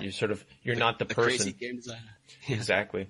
We all like playing. I've been very lucky in that I have a flatmate who we both go down to a war games club, and we pretty much just play the games I've written. So it's kind of, I'm very lucky to have a playtester pretty much on call the entire time. And occasionally a few other friends will come down and help, but very much it's kind of a one-on-one. And if he's not keen, there's usually someone down at the club who is keen to just try some things out. But yeah, I've been very lucky with playtesters over the years, and it is very important. You can't really properly playtest on your own. You do need someone else on the other side, because often they'll come up with things that you weren't expecting, or they'll write an army list that you would never have written, etc. I know some people who, relatives and friends who have tried to make board games, and they have made board games. They haven't started a company and been successful, but they've made board games, and knowing that it's probably never going to be released as a product or whatever. And it's really fun, to get together and play test their games, but there's really a hard balance between, being a hobbyist game designer, finding people who are willing to indulge your ideas, and especially if they don't have a good time, if the game actually isn't fun. Yeah, it's difficult. Yeah. So now you've managed to wrangle them in and get them to playtest it, which is a very generous, gracious thing for somebody to do. They deserve a lot of credit for testing out a game. But if the experience isn't good, you've sort of sullied the next time you want to try playtesting the same thing. Even it's like, we did that already and it wasn't fun. Exactly. People might think that I don't want to play with his weird games, that they're not fun. I don't want to do that. Like, it's very difficult. And for many years, I didn't have a playtester, and maybe I'd occasionally convince a workmate to come around and play, but then that'd be one time and that would be it. So I've been very lucky, I guess, just to have playtesters around. There's definitely people who literally will pay people to playtest it. I mean, totally. Yep. Yeah. There's entire forums dedicated to like people who need playtesters or are willing to playtest or something. Yeah. What would be an example of that? Because if you have a resource that you can think of, you would suggest to people who are listening to this that they go there and they could maybe get some playtesters. Do you know of a place offhand that you could point to? I can only think of one forum that I know of that has a playtesting subsection, which is the miniatures page, TMP, which I think has a lot of bad press around TG, and people generally think it's awful place. But I think the best way is probably just to go down to your local club, talk to some people, get to know some people, and just say, hey, I've got this crazy game, want to try it out? I think that's the best way, really going down in person, and it does kind of rely on having a wargames club around, or a role-playing club. Yeah, not only that, but having the social skills to be able to entice people who don't know who you are, or maybe you have to first integrate yourself a little bit. Yeah, it can be difficult. Yeah, you don't want to get straight away go down and be like, hi guys, I'm a game designer, let's play my game. Like, it's probably not going to work. You want to just go down and check out what's going on and just hang out and talk to people, get to know people a bit. And with role-playing games, it can be a bit harder because usually they're set in their campaign. You can't just break in and say, hey, let's try my role-playing game. It's like they're doing their weekly thing and you can't really break in. It could be a lot harder. You probably need to recruit flatmates or friends and just say, hey guys, want to do a one-shot? Let's have some beers, come around and try this game and see what happens. Like, I don't know, just try and make it a social thing. And yeah, I think that's probably the best way to do it. It's a bizarre environment for role-playing games. I'm realizing the more I look into it and I listen to other accounts from people, is there's so many, everything is so abstract, and most RPGs are designed to be endless. So even just beginning one is sort of this vague promise that it's going to somehow end horribly because, it's like that's the thread, isn't it? It's like getting a dog and it's like, I love this dog. Well, I know it's going to die in 5 to 8 years. Like, I could have an adventure. Exactly. You start this group and you're like, how is this going to break up horribly in a while? Yeah, right. But we have an interesting wargames club where we actually have role players there as well. So most of us are playing tabletop games, like Warhammer and the X-Wing games. But then there's also a regular group of role players there, which is quite an interesting mix. You don't usually have that mix, I don't think. No, I so don't that's, imagine. That's kind of cool. We'll be sitting there like doing some historical game and you hear like someone go, I cast fireball, like something like that. It's hilarious. I imagine for a lot of people, you basically have to be the guy who says, I'm going to start the club. There's a lot of places that don't have anything like that. Oh, yes. Yeah, that would be tough. And maybe that's the case. It could be very difficult, but you can find somewhere like a university. It usually has like a clubs and societies area where you can get a room once a week or something. Or maybe you can, I suppose renting a hall isn't always a great idea, especially if it's just you, but I don't know, I'm sure there's usually game places have little tables, or maybe the library has a table or something you could go and try to find some interested people. I love your optimism with this. If there's no wargame club, it's going to be difficult. So you just got to try and be entrepreneurial, I guess, and start something. I don't know. It's difficult. It can be difficult.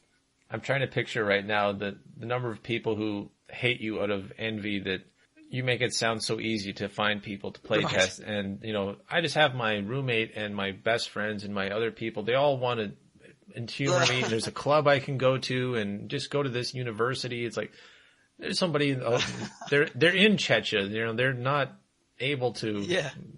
Right. If I was in Chechnya, I'm sure it'd be very difficult. I don't think I'd be playing any war games. I'd just be trying to survive. But yeah, my city has a population of, I think, 120,000, so we're not massive. But yet there is, 2 wargame clubs that are, one's weekly and one is kind of, 3 weeks a month kind of thing. So I guess we're quite lucky in that respect. But if I was living like, 2 hours away in the middle of the country, there'd be nothing, and I'd probably have to start my own club. And there'd be no one to play with. I'd be kind of screwed pretty much. When I was a kid growing up in that kind of area, like in the middle of nowhere, it pretty much just me and my brother. That's all I had. And our parents wouldn't let us watch TV, so we pretty much had to make up our own games. Wow. We created like dungeon crawl, like randomly generated rooms, like in Diablo and things like that. We'd create little games. Man. Yeah, you can get a lot of creativity out of that sort of environment of, necessity. Definitely. Nothing around, nothing to do, no TV. Like, what do? You can read a book, or you can like build something with Lego, or maybe you can like make some game based on a computer game you love, like I don't know, make Age of Empires on a whiteboard or something like that. That's the kind of thing we did when we were kids. Yeah, and then obviously when you have the opportunity to move somewhere where there's a lot more people and a lot more opportunities, you shouldn't be discouraged from putting yourself out there and actually looking for that. Yeah. And for many years, I was my own playtester. I didn't go to the clubs. I was just in my room playing both sides of a battle for many, many years. I didn't have any playtesters, and I wasn't thinking about publishing. I was just like, I wanted to make an Ancients game of Greeks versus Persians, so I just wrote a simple rule set and fought both sides. Like, sometimes you just have to do that. Like, it's something I enjoyed, so I don't know why I did it, but I just did. And then eventually, like years and years and years later, my friends, we were playing like 40K and Fantasy together. And we decided we'd start making like a World War II game. After reading the book Stalingrad, I was like, man, tank battles in the Eastern Front, that sounds awesome. I've got to make an Eastern Front war. And that's kind of where the whole thing, like Ostfront was our first game.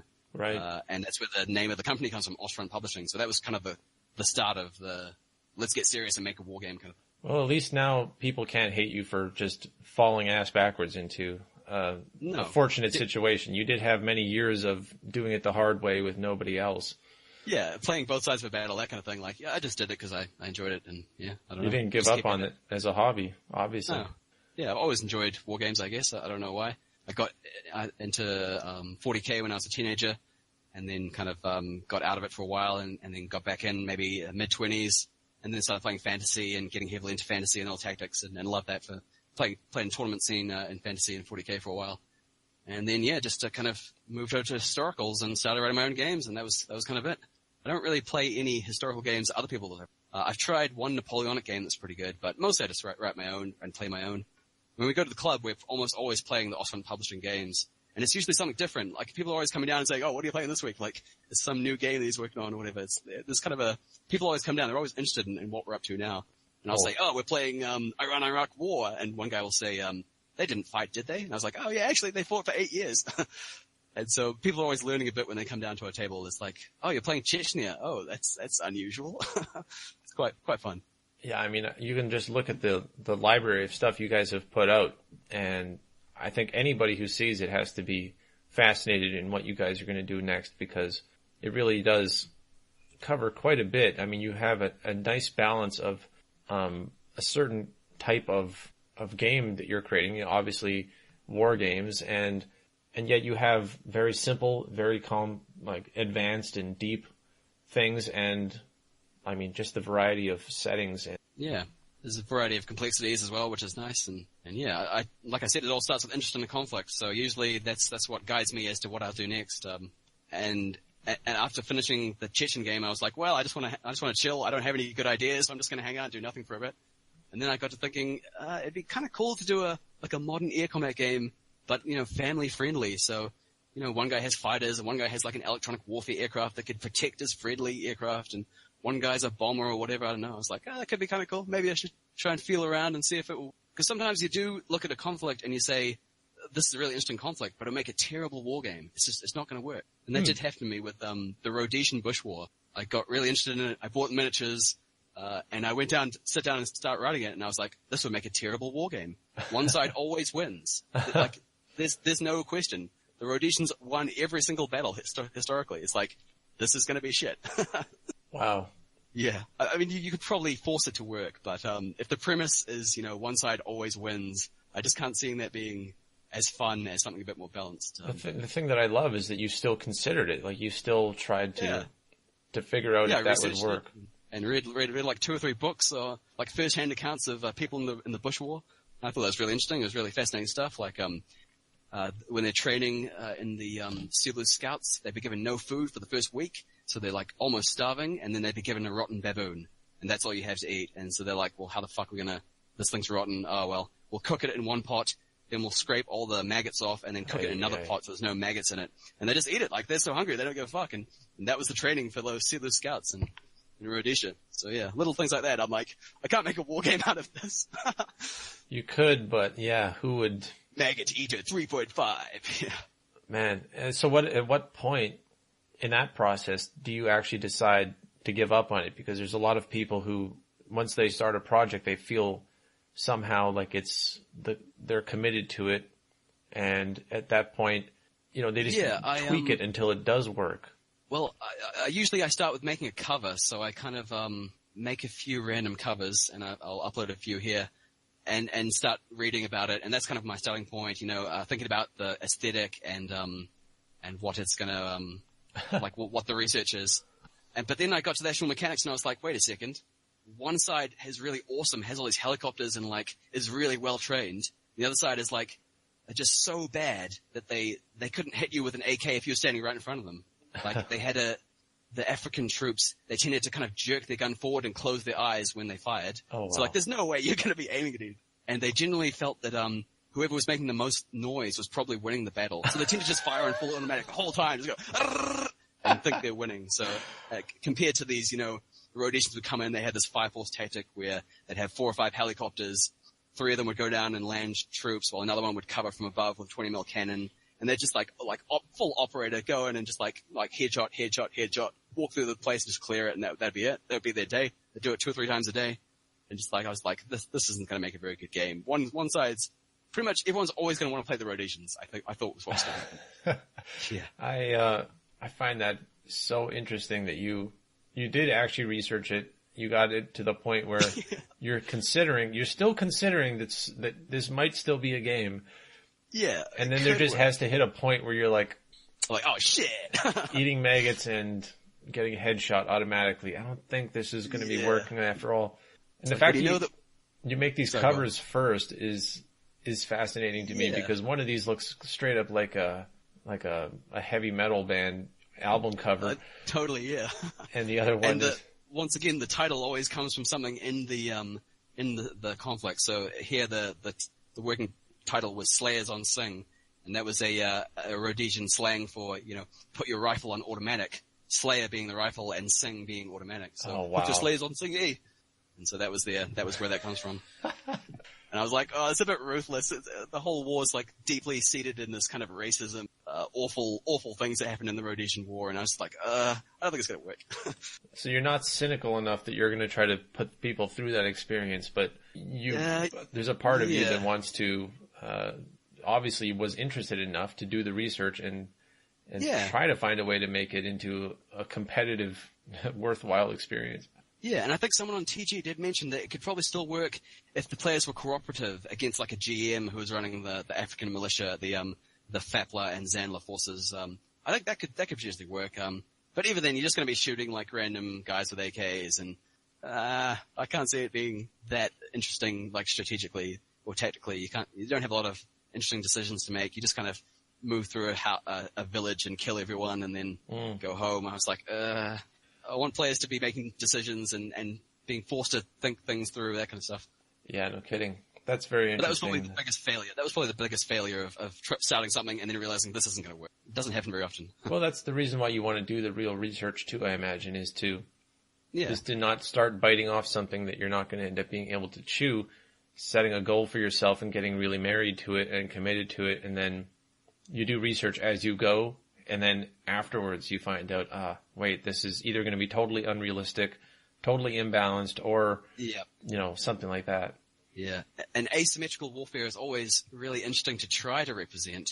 But I thought it was just too asymmetrical that the Fapla and Zanla forces don't even have a chance of winning. I was like, oh, well, that just makes it a bit shit. Like, whereas Soviet-Afghan War, the Mujahideen did very well. They had a lot of successes. They, peeled back Soviet units and shot down helicopters, and same thing in Vietnam. Like, the Vietnamese did great stuff. There's Tet Offensive, and they were able to really hold their own. But in the Rhodesian Bush War, it's like, oh, nah, not really. So let's move on to the releasing of the game then. All right, yes, back to the cycle of game design. Okay, yeah, so you've got your rules pretty much done. You think they're pretty good. Then you release the game.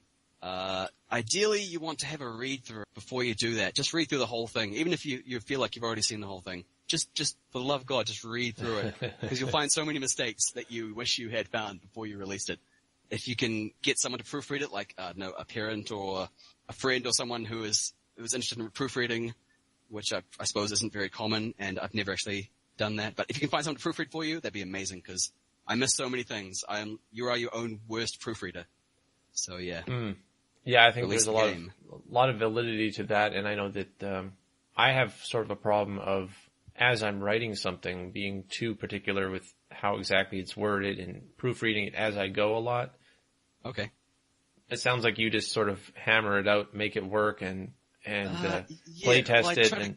I do always try to go back and reread sections and make sure they flow well. And there's a lot of going back and editing.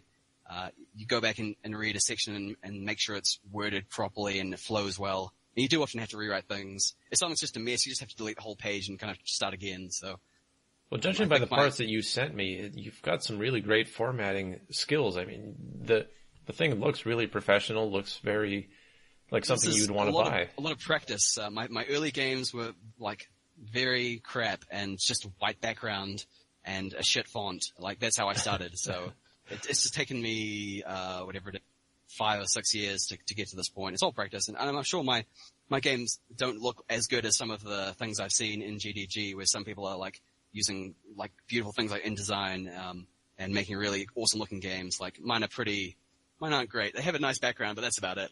Everything else is just fonts and. Well, what tool do you use for actually constructing your I use OpenOffice.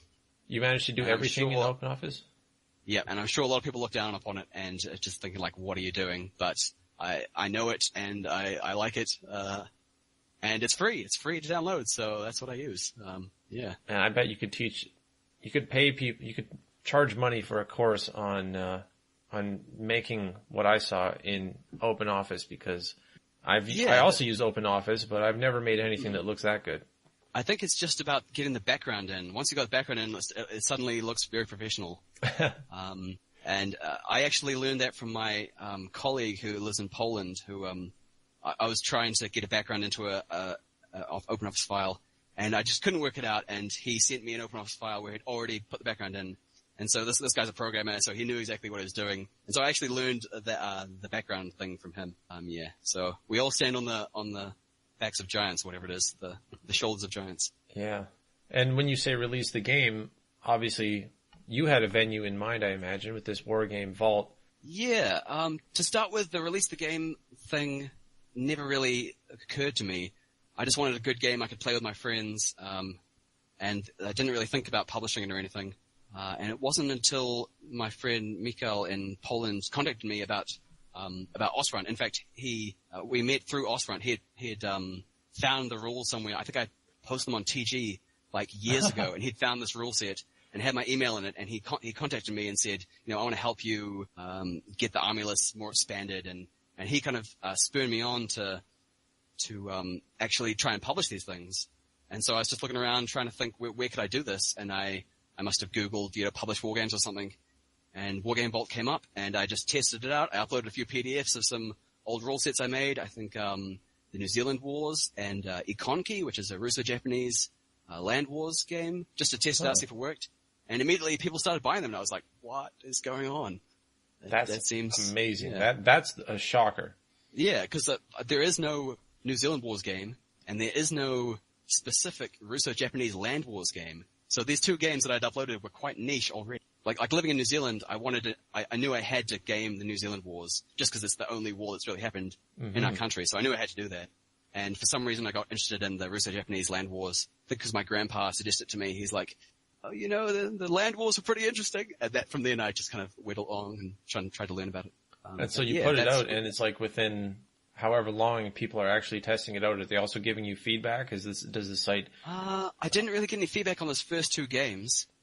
So one guy had some questions about Econkey because it wasn't really very well written. And so I quickly retyped it and put in a cool background because I was just learning how to do that thing. Oh, right. And I quickly updated it and I think it's a bit better. But both those games are still kind of hokey, and New Zealand Wars is still on a white background with some crappy font. It looks very much like a primitive Word file. I find it amazing that because you actually put something out though, and you put it out there for other people to see, you managed to get through TG or wherever that this person who was interested enough, and because you put your contact information in there, you didn't try to hide away and just leak out little parts of it or anything like that. You actually got cooperation from people, and you can start collaborating. That can snowball into publishing it. The publishing it can release into people buying it. The buying it gives you feedback, and this whole chain of events starts with just putting something out there. Yeah, with uploading a PDF on TG and say or whatever it is, and someone making a 1D4 Chan page about it or whatever it is. Is that what it is? 1D4 Chan? 1D4 Wiki? Something like that. I think that's where he found the Ostfront. In fact, I think I typed up the Ostfront entry myself. I was like, I'll make an entry on that or something and include the rules and whatever. And you've got to put your game out there. Cheating. I'm cheating. You've got to cheat. You've got to cheat where you can. That's great advice, honestly, because there's people who are very timid who don't want to push, for their own success, really. I think it's important to get your rules out there. If you don't put them out there, you're not going to get feedback. And you're not going to meet people who are interested in the same thing. If you just hide away with your special rule set for 20 years and you don't show it to anyone, you're not going to have that community of people who know about the game and who are waiting for its release. I remember writing games and people going, when is this ready? I want to play it or whatever. In fact, when I was writing my Chechnya game, I think I had posted on a modern war game page on Facebook that I was writing a Chechen Wars game. And immediately people were messaging me saying, when is this going to be ready? And in fact, one miniature producer, got in touch with me and said, we'd like to link to this game on our site because there's no Chechen Wars game. Oh, right. Because they're thinking we want to advertise what you could use these models for. Exactly. And there's no specific game for it. You can use things like Force on Force or other, skirmish games, but, there's no specific game for Chechnya. So immediately people were messaging me, but just from sharing it on Facebook. So I think it's important to get involved and find the cool groups on Facebook, even if you hate Facebook or whatever. Find forums, get out there. I always post on the War Games website. When I'm working on a new game, I'll post there and say, I'm working on this game. Here's my email address. If you're interested, I'll send you a draft. And often people will email me and say, I'm interested. And I'll send them a draft, and they'll come back and say, well, this looks cool, but this doesn't work, and this isn't accurate. So I think it's really important to get it out there. Yeah, I know that for myself, having started my game before I ever even considered releasing it, it was purely just a pet project. And getting it to a point where I was interested in finishing it, but also still never planned on actually releasing it. It was pretty much only going to TG and seeing the GDG threads and getting more involved with an actual community that I felt like I could release the game to, that I started to decide, no, I actually want to finish this. And then since then, which has been a year and a half or something like that, I've really been much more focused on actually, getting it to a point where I can put something out. And that's where, you want to have feedback from real people, if they hate it or they like it, right. It can start a whole chain of events. What's the name of your game, by the way? It's going to be Longview. It's a Longview RPG role-playing system. Okay, cool. Nice. Yeah, so, I'm talking about it on GDG, with people and discussing different parts, but there's also a problem in my case, my workflow process. I see your cycle of game design here, and it's different, obviously, for different creators. Yeah, that's why it's my cycle of game design, not the cycle of game design. Exactly. Yeah. But for myself, if I tell people a lot of my ideas as I'm working on it, there's just a part of my brain that says, I don't need to work on it anymore because I already got feedback. And I've done that in the past with other projects. It's better for me to not have any validation and even have skeptics to say, I don't think what you're doing is going to work. It drives me to actually finish it a lot more and make it better. But at the same time, what's that? That is one thing you need to be careful with when you're receiving feedback, is that it's not always going to be correct. And you do have to it's a fine balance between rejecting all feedback and just changing your game always based on the will of whoever wants to suggest something. You do have to have like a clear idea, don't you? And kind of filter out the things that will help the game or make it more accurate, and reject the things that, you've already decided against or that aren't going to add anything really to the game. It can be quite difficult to know which feedback to accept. Yeah, and that's one of the common patterns as I'm talking to different people. It's one of the reasons why I wanted to do the podcast and see what are the common things that designers all sort of have to struggle with. And one of them is how receptive to be and how much to expose yourself. If you're a sensitive person and you're vulnerable to criticism, it's a totally different process than being somebody who's extroverted and who's willing to put themselves out there a lot.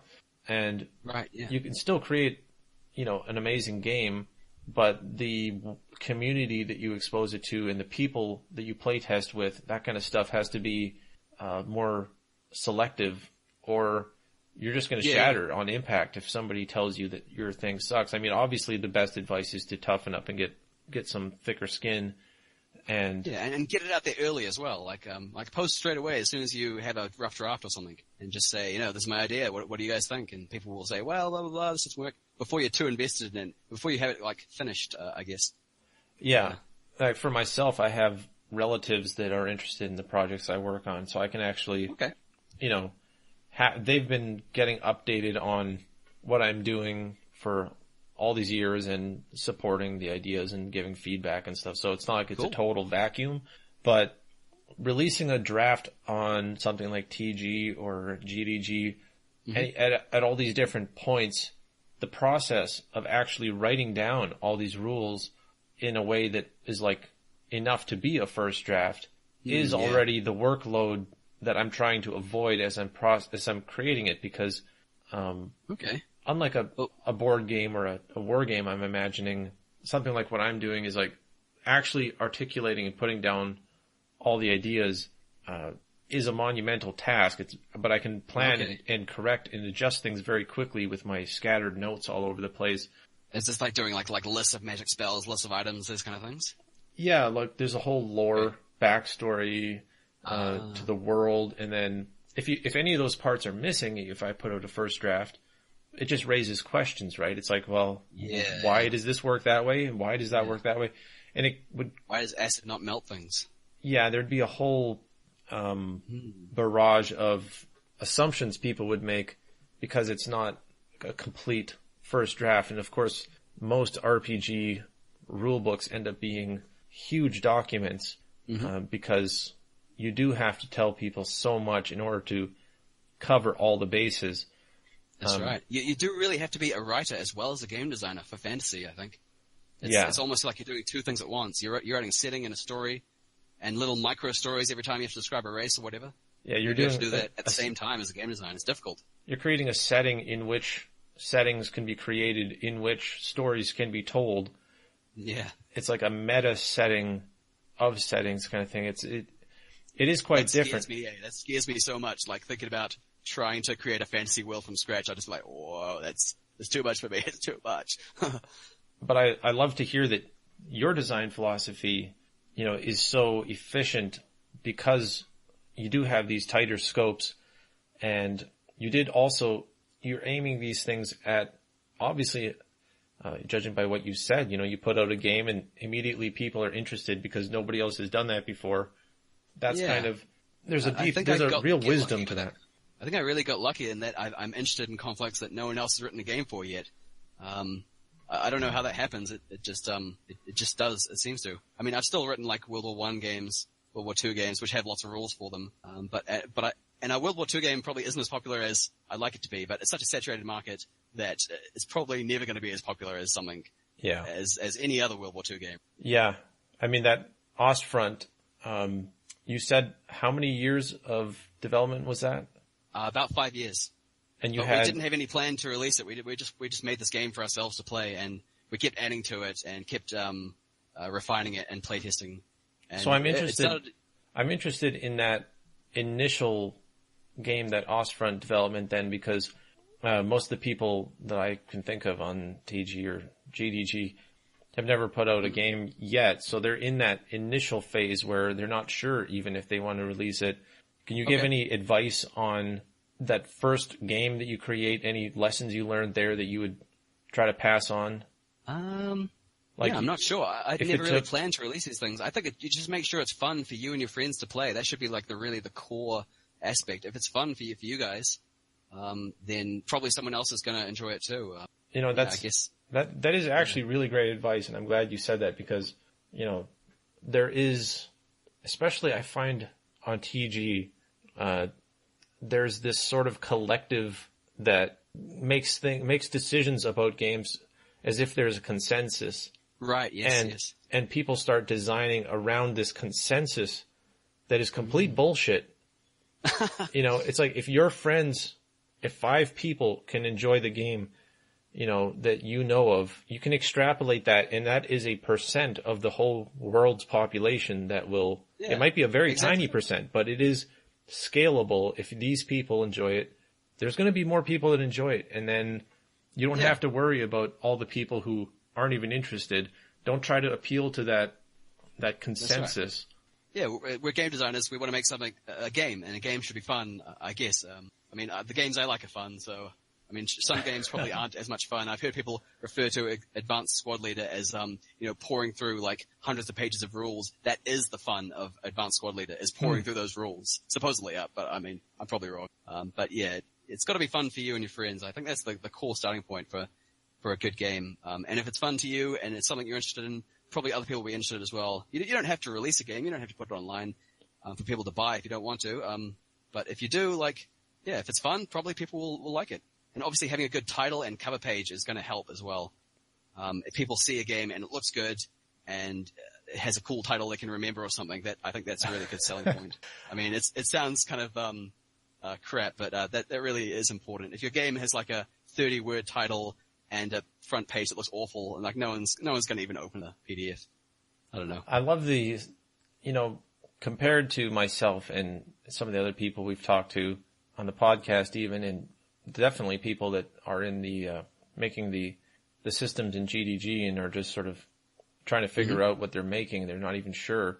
It's such a simplicity to that design philosophy. It's a very pragmatic sort of wisdom. And as somebody who's like a chronic overthinker like myself, they're keeping it sort of basic with the, make it fun for your friends, and assume that if it's fun enough for you guys, then it's fun for somebody else out there. And even that somebody would be willing to pay for it, which is inconceivable to some people when they haven't released anything yet. It was inconceivable to me too. When I first uploaded them, I was like, nothing's going to happen. And straight away I sold like 2 or 3 copies and I was like, what? How can this have happened? I don't understand. I love these covers you're sending. Yeah, so this is what happens. I do a draft and I have a title in mind for a game. Buddy Spike was what Missile Threat was originally called. And I had this image of like these 2 F-16s and a blue background. And then what I did is I went away and I looked at other air combat games to see what they did. Every game had a blue background and green text, almost every game. And I was like, okay, I need to do something very different here. And also Buddy Spike is an awful name. And so I changed it. I changed my color to like gray, and I use these kind of, like 90s picture of this, heads up display, this pink kind of flare-ish looking thing. And made it look very different to every other air combat game and gave it a snappy title. Finding the title is often very difficult, because in my opinion it has to reflect the conflict and also tie into it somehow, almost in a wordplay kind of thing. The one I'm probably most proud of is Hind and Seek, which is, for the Soviet-Afghan war. Like, the Hind is their big, like, helicopter that is, like, the most famous helicopter of the war. And Hide and Seek just really reflects the whole idea of Mujahideen hiding in the hills and Soviets trying to find them. So I'm so proud of that because it's like, you have a pun, you have Hind in there, you have Hide and Seek, which is what the conflict was like, and you have a Hind pun in there, which is like, yes, I've got all 3. Yeah. That is an accomplishment. So, the cover really is important, and that's why I stress. I try and go through a few different iterations. The same with the Chechen Wars. If I can find let's see. My first cover was not great. And also, when you zoom out of a cover, it should still be readable. So if it's in a really tiny little picture, So like in TG, as a thumbnail or something, it should still look good. And with Cornered Wolf, the first iteration had like a red font, and when you zoomed out, it just looked awful. You can see it right now. It's like grainy. It's like you can't see what's going on. Mm-hmm. And so I was like, that needs to change. So I changed slowly. I was like, I'll change the top text to white, and maybe that'll help. But then the bottom part was still really blurry and awful. And I changed the picture as well. But then I was like, okay, that's it. It has to be all white. I'm sorry. I can't have this cool red color. It's just got to be white. And then zoomed out. It looks great. You can see it. Your game's image, I think, is quite important. The title and image should be really the doorway. Yeah, I was trying to tell people about that just the other day on GDG. Is like people were asking about naming and how important it was to name something a certain way. And my argument was that this is kind of a cynical way of looking at it, but in a way, naming can be even more important than your ideas. Totally, yep. Because if you have the best ideas in the world, but your name just turns people off, they won't penetrate and they won't stick. There's things that, like GURPS is a great example of a game that probably a lot more people would try and not laugh at if it wasn't called GURPS. I immediately write it off because it's called GURPS, and that is the honest truth. It's probably cool. It's probably a great game, but it's called GURPS. Nah, that's it. Sorry, you're out. Yeah, and nobody wants to say awful, but yeah. Generic universal role-playing system. That no one's going to say that. Yeah. And like it sounds like burps, and it's just a dirty title. I don't know. I mean, no offense to GURPS. I'm sure it's a great game, but Well, go to a random stranger and ask them if they would rather play GURPS or Cornered Wolf. You know, they'd be like, what is this GURPS you speak of? I don't know. You feel like it's weirdos who would be keen to play GURPS. But I found titles, 3 syllables is good. Huh. I don't know why. It's like 2 syllables is, it's kind of like an entree, but 3 syllables is like, it's like a decent sized mains. Any more than 3 is like, they're probably not going to remember it or something. So like Missile Threat 3, Hide and Seek 3, Cornered Wolf 3, Ostfront's 2, so that doesn't really fit in, but Slayers on Sing is 4, so it doesn't always work, but it's something to aim for. Econ Key is 3, The New Zealand Wars is like 5 or something, so that doesn't really work, but I mean, I found that 3 is good. It's a good kind of number to remember, but obviously your title isn't always going to fit into the 3 syllables, so, but yeah, title is really important, and it can take you a long time.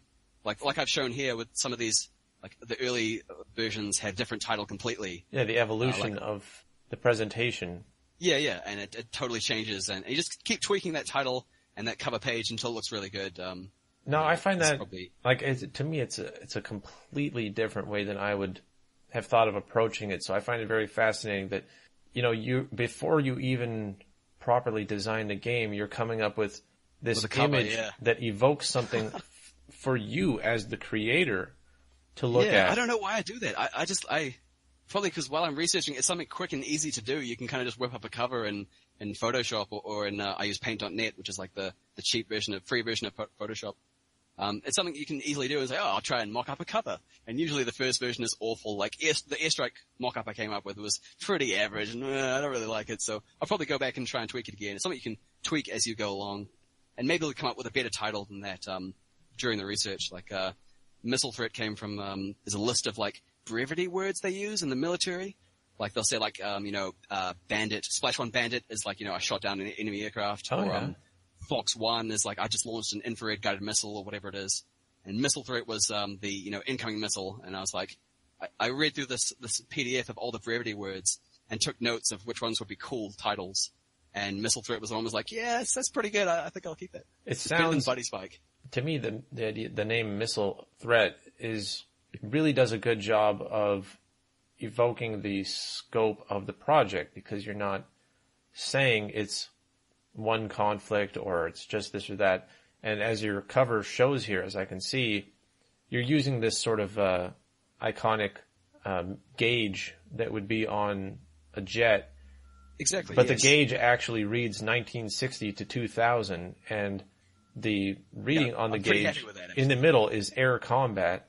So if you actually bother to read the gauge, you actually have a perfect visual representation in a sort of a punny way. Yeah.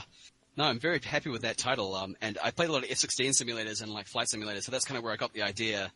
Usually you have like a ticker in the middle that says like altitude or whatever, and it's tracking various numbers. And I was like, oh yeah, that's cool. I'll have my air combat tracking this 1960 to 2000 area, the scope.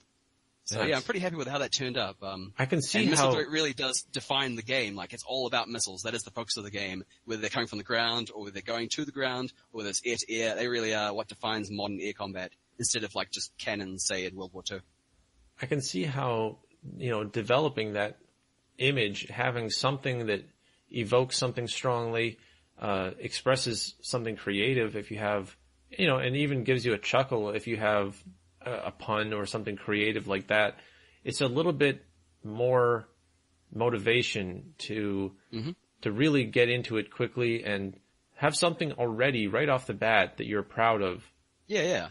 It may not be ideal for everyone who don't have like graphic design skills.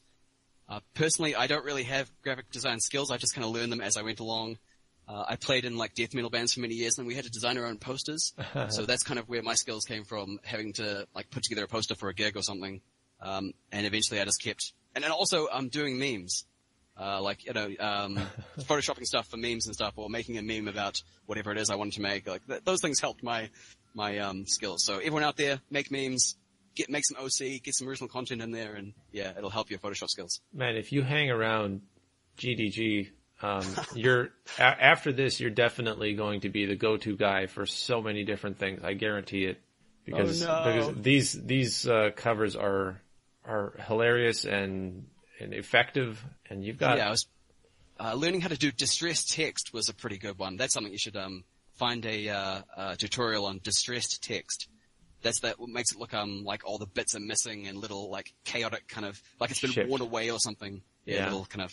Which I didn't know how to do for a long time, and I only just kind of recently worked out in the last, I don't know, half a year or so. Yeah, I wouldn't know how to do that either. Yeah. I think we almost finished the cycle of game design, aren't we? Yeah, let's go deeper into it, because there's still some stuff left. Yep. So you release the game, then we have the 3 phases of release. And the first phase is disbelief. I can't believe it's over. Yeah. That's a phase. So you've done all this work, and you've released it, you've pressed the button, and you're like, oh, it doesn't feel real. I thought I was still working on it. I don't know. Like, people ask you at work, like, oh, how's it going? I'm like, I released the game. And they're like, oh, how's it feel? I'm like, I don't know. It's okay, I guess. I'm not sure. It doesn't feel real. Like, I literally said that to someone, like, it doesn't feel real yet. So, yeah. Yeah, I can see that's the first stage where you, especially if it's been years, I mean. Exactly, yeah, it would feel unreal, wouldn't it? Like, oh my god, is it over? Like, Missile Threat took me 8 months, and that was a long time, considering I was working on it the whole way, and after that I was just like, I can't believe it's over. I've been researching 40 years of air combat, and grinding every night, like, working out what kind of missiles an F-4C Phantom could hold or whatever, and how fast it could climb for like months and months and months and months and months. And then it was over, and I was like, oh, this is awesome. What's next? The next phase of release is satisfaction. Woo! Released. So you're loving it. You've finished it, and it's awesome. You're like, yes, it's released. Get it out there. And this is probably the time where I'd like start spamming it in places, and I'd go to all the various, I don't know, forums and say, yeah, I released it, or go on Facebook and say, yeah, I released this. Go on Reddit, go on Tabletop Gaming News, any places that'll take you for a release thing. And Wargame Vault and Drive-Thru RPG are great because when you upload something, they automatically put it in their new files released kind of ticker, which everyone will see when they go to the front page. So straight away you have this kind of visibility. People going to Wargame Vault or Drive-Thru RPG will see your title right there on the new titles kind of ticker. Yeah, and you know that there's people who have basically seen everything, and that's the only part of the site they're interested in anymore. Right, yeah, exactly. I'll say, oh, a new thing. Oh, that's cool. I'm interested in that. I'll buy it. And that's also, I'm imagining, where that iconic cover and title really helps out. And it's probably why you sell games exactly as soon as you release them, whereas so many other people, and I can see it so clearly now, they develop a system that, might be way more advanced than yours or something, and they're in the same race as you are in a sense. They're in the competition. If they don't have something that looks better and sounds better than what you put out, it doesn't matter. Like whatever they put out is going to be overlooked. Yeah, I can't stress how important the title and cover page are. If you want to sell something, I guess it's not really the goal for me to sell things, but if you can do a good title page, it does help. It helps get it out there. I found that if you take your title page and then zoom way out to about the size that it appears on like DriveThruRPG or Wargame Vault, which is quite small, it's kind of like smaller than a box of matches. Like, and you can still read the title, then you're probably good. Very good advice. Yeah. And then so we go to the last stage of release. Sure. Okay, the last stage is feedback starts coming in. Depression, so many mistakes, so many edits to make. And this is like someone's bought your game, they've written you a 10-page email saying, you missed all these spelling errors or grammatical errors. You put the wrong caption on this image, whatever it is. And you're just like, oh my God, I fucked up so bad. What have I done? Man, yeah. You gotta have, I'm guessing that's a good reason to tell people this ahead of time, because there'd be some people who'd panic in that situation, but. Totally, yeah. They're just like, okay, that's it. I'm over. I'm deleting everything. I was never meant to be a game designer or something. I failed or whatever. Yeah. But you really just have to grit through and be like, oh yeah, that's okay. That's fine. I'm not perfect. Personally, my proofreading is awful. They'll be like, even today, I'm still finding problems with Missile Threat. Some guy's trying to translate to French and he's finding all these little minor things like, the twice. Something you'd never catch in a spell check or maybe even not in a grammatical check. See, that's hilarious because, at the same time, even though it's like, that's a lesson on how you should, go back and check afterwards. In a sense, I find that to be a big relief, the way that you explain it, because it sounds like the worst case scenario is that you get feedback and then you go fix it. Like, that's all it is. Yeah. You're not going to get crucified for it. It's just, the feedback comes in and then you fix it. Yeah, I go through and fix it. And with each of these games, I've done maybe 4 versions. So I fix a lot and then I really update and I fix a lot and then I update. And I just keep going. I try not to do it too regularly because people don't like getting spammed emails all the time. But if enough has changed, I'll release a new version. And that's where Wargame Vault and DriveThruRPG are really great. You can just update every customer who's bought the title will automatically get updated the new version if you want them to.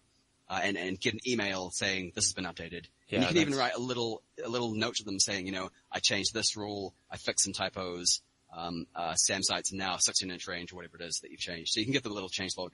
Yeah, there's a whole strain of thought in GDG of sort of a paranoia and intensity of like anxiety, I guess is what it is, about people wanting to hire expensive editors and stuff to make sure they proofread everything, and because you can tell they're used to, or they at least imagine, an environment that's going to be extremely harsh if they release something and it's not perfect.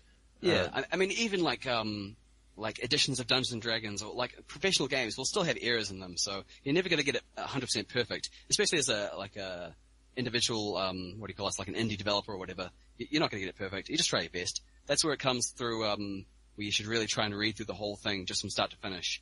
Even if you're pretty sure it's perfect, just read through slowly and try and make sense of each sentence. And you'd be surprised how much you actually catch when you do that.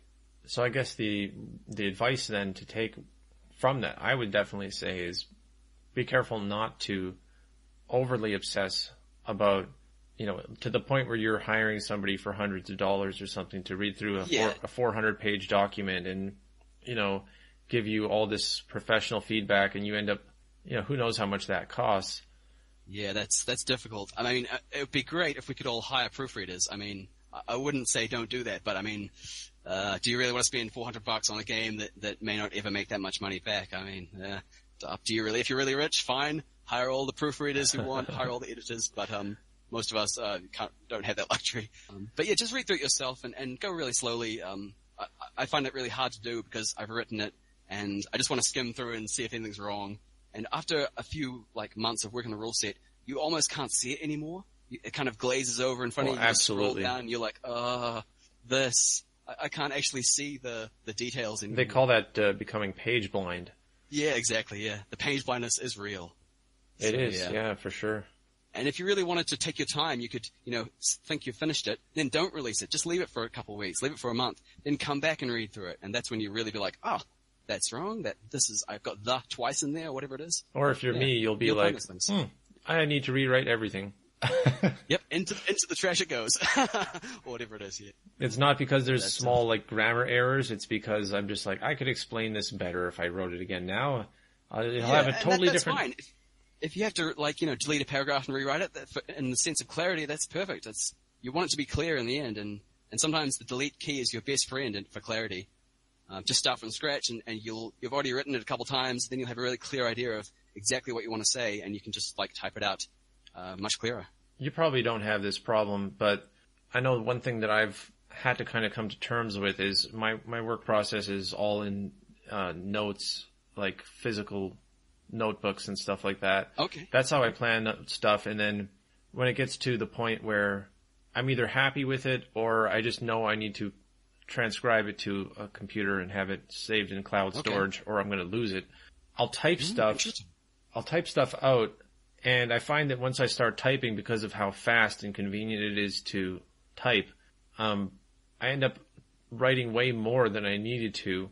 And what I end up doing is exploring ideas through writing it. And I'll write just way more than you would ever even want to put into the final rules. Right. And then I go back, and I know that that's not going to be the final rules. I just know it, but I'm writing it all out, and then when I do decide I'm going to try to condense it into a proper document, then I go and I take the parts that are necessary, and I just take the best of it or the most essential parts of it, and I try to condense it down. That can be difficult though, trying to condense from like a large wall of text.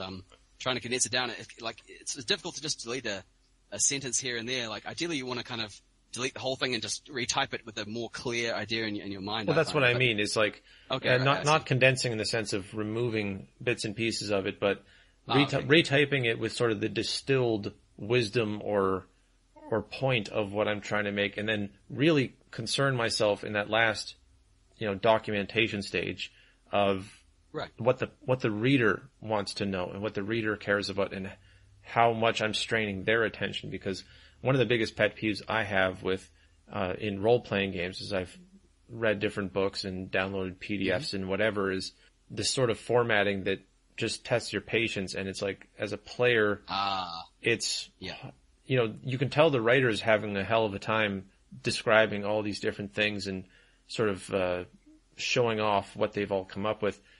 But brevity is really important when you're actually trying to communicate something to a new audience. And there's a sort of it's almost a political thing in role-playing games where, what is the book? How should a book be laid out? It's a very controversial topic. Right. And yeah, in the end, you're right. We do need to reference this thing in game. So making it easy to read and easy to know where things are is a real challenge that I'm sure I am nowhere near kind of mastering. But I think writing by hand is a good way to limit yourself to start with. Like I do a similar thing. I often have a lot of spare time at work, so I'll write something out by hand on a bit of paper. Like these two I've just linked here. Yeah, I see those. Modern air combat game, pretty much the core of it, like, how things are going to work. And then I pretty much do the same thing as you. I'll just type a lot and get all the ideas out, and then often have to go back and delete and retype, that kind of thing. So yeah. But even on your notes here, I see you sort of setting down the headers, having very clear. Yeah, exactly. I'm still working to kind of basic headings and, what does the player need to know? Like, aircraft types, actions, weapons, how things work. Obviously in a word processor you can swap things around. So here I have like deployment and turn structure on the second page, whereas really that should be far earlier. Right. I remember someone bought one of games and said that the turn structure was hidden away on page 18, and that was a really bad thing. And so from then on I was like, okay, I'm gonna put all that stuff right at the start. What the game is, how to play, how the turns work, that kind of thing. Keep that up right up front. Yeah, I love hearing that because it also means that you put something out, somebody gave you that feedback, you learn from it, and now you haven't done it again. I mean, it's... Yeah, exactly. That's what feedback should be all about. You've done something wrong. That's okay. Nobody's perfect. Let's fix it and try to do it again next time. Yeah, the hypercritical nature of 4chan's discussion boards and the people who will try to, totally discredit you because one thing wasn't perfect. I hate when people internalize that too much, and they don't understand that that's not actually your target audience. You know, that your target audience Yes. wants to help you make a better game. Although I think I did write an on 4chan RPG one stage, where the 4chan would have probably been the target audience. Yeah, I mean, you can do that. That was long It's ago. good if you can have a clear... But you're totally right. Yeah, 4chan is a very strange and unusual place. Yes. That's all I'll say. we all know what I mean. Yes. Yeah. But there is a community. Obviously, GDG is, I don't know if you know this, maybe not even, but, you know, no, of course you do, because you were always in those threads. The GDG Discord is born out of the TG Discord, which is born out of the 4chan thing. So it's almost everybody who's the GDG Discord. Like, I only joined, I think, yesterday or something, so I don't have many game design Discords at all. Most of my stuff is like Doom and Quake mapping, that kind of stuff, other things I do in my spare time. We do have an Ostfront publishing Discord, though, so yeah, there is that. Well, we'll have to have a link to that. People can... Yeah, I'll try and find a link at some stage. Yeah, but the community, theoretically, you could have, you know, your own community you set up after you release things, a forum. Facebook is obviously a smart move if you have the time and energy to do that. I think if somebody's doing this just as a hobby, I kind of find it's quite easy to set up a page. Like, it'll only take you 5 minutes to set up a page, put a picture on. That's all you need to do, really. Like, have a title and a brief description. It's quite simple. Yeah, that's true. And it does automatically connect you to, obviously, the whole world's people. And I mean, I try to have a lot of options. Like, I used a free forums, freeforums.net. You can make your own forum. So we have an Ostfront publishing forum, which is like incredibly dead. Like, just pretty much me and my Polish friend post there, and maybe one other person, two other people. So it's a wasteland. But at least it exists. If someone does have a question, they can at least go there. Well, I'm sure after this, there's going to be a lot more people sooner or later who are going to hear this, or at least there's going to be some people who are going to come by and they're going to be nagging you constantly. Yeah, someone will come in and troll us and post a whole lot of shit or whatever it is. Hopefully. We'll see. The forum will be shut down the next day. Exactly. It got DDoSed. Oh well, whatever. Yeah. I think that's pretty much the end of the cycle of game design, isn't it? Yep. It says after there. There's a feedback loop, isn't there? So you get feedback and make edits based on feedback, then release the new version. And then you go through the 3 phases of release again every time you release a new one. I can't believe it's over. Oh my god, it's over. Oh shit, the feedback coming in. Oh, I fucked up so hard. Oh my god, so many edits to do. You just keep doing that until you make no more edits, and then you know it's over. When no one's sending you emails or no one's asking you to edit something. Yeah. Yeah, and then you're out of the game design phase, but you essentially enter the promotional or support or some other kind of phase you could do after that.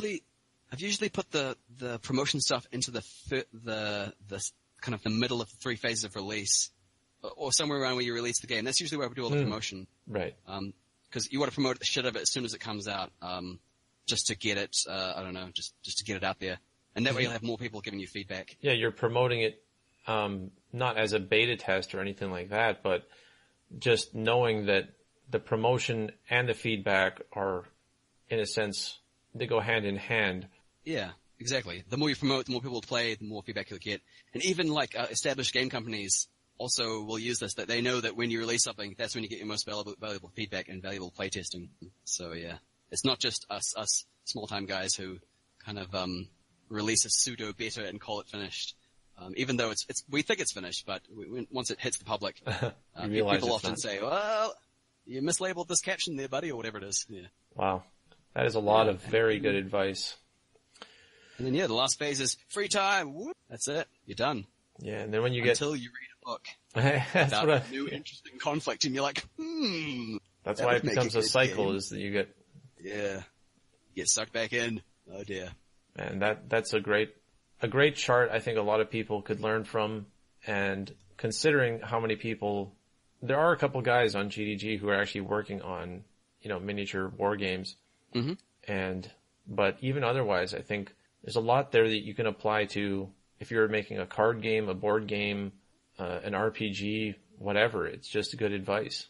Yeah, probably the whole getting interested in a conflict or period could be replaced with make an interesting setting, I guess, would be what you would replace it with if you were making a fantasy game. Mm-hmm. Just replace that with, make an interesting setting, I guess. So that's the dual writing and game design that you have to do with fantasy, which is why it's so much more difficult than historical war games, in my opinion. Yeah, it is probably a lot more difficult, but, if that's, like, I wouldn't be able to do a historical. First of all, I don't research those things, but even if I did, I would only be inspired to make my own fictional version of them. Like, right, okay. As soon as I get interested in a subject, I'm like, how can I make my own spin on that's fictional? Okay. That's cool. Like, I mean, this is still, like, it's something you enjoy. Like, I don't know, it's like a Stalker style thing where it's kind of based in reality, but it has this fantasy kind of a science fiction thing going on. Yeah, like people really love that kind of stuff. They love it. So there's no reason not to. I mean, I can't help it. Even if I wanted to make a representational, faithful recreation of something, it would become fictional by the end because my brain is just always trying to put a twist on something. And okay, but I think it's the combination of realism and fantasy that can often have really effects. Like, I mean, Dungeons and Dragons is based on, like, hacking someone with a sword and shooting crossbows. They're all like real weapons, but then you combine magic and healing and stuff like that, and it becomes very interesting. It's that combination, which is often why historical war games, there's only the conflict. If you're not interested in the conflict, then you're not going to be interested in the game, really. Whereas things like fantasy settings, you can kind of chop and change a bit. You could have a really realistic D&D setting or really magic heavy or whatever. You can kind of customize it a little bit.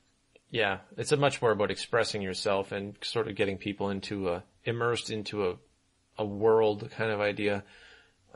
Obviously, there's trade-offs there where you're not going to probably make it quickly, and you're probably not going to make a bunch of different versions in succession because you're just trying to develop this one thing constantly. Right, yes. So people have obviously know which side of that dichotomy they're interested in as a designer. Mm-hmm. But either way, I think this process has a lot of applicable points. And as somebody who's actually put out stuff that people buy and have given feedback on, I think that's like infinitely more valuable than the armchair wisdom of people who have never actually put out something and they're still talking as if they know the creative process inside and out. Yeah, it's cool to listen to 4chan and to random forums, but I find it's really, when you get those like 10-page emails from someone who knows exactly what they're talking about and is already a respected person in the field, that's when you're like, okay, I've got to pay attention now. This is the real shit. And I'm always feel so honored to actually have these people email me at all. Like, usually I'll send them a copy of the rules and be like, there's no way they're going to reply, let alone give me any feedback. And then they do, and I'm just like, wow, this is incredible. I'm incredibly lucky. Well, I feel very lucky to have you on the show. I'm glad that you reached out, and this has been a great discussion. I want to have you back on down the road sometime, a month or two from now. Happy to come back on, Yeah, thanks for having me, Richard. It's great. There's one thing that is missing from games, I think, is historical role-playing games. There is almost nothing. So in the future, if someone out there wants to write one, I think that could be a good area people could expand into. Historical RPG. Exactly. Yep. And you can add fantasy if you want to, but that'll be my ending remarks. All right.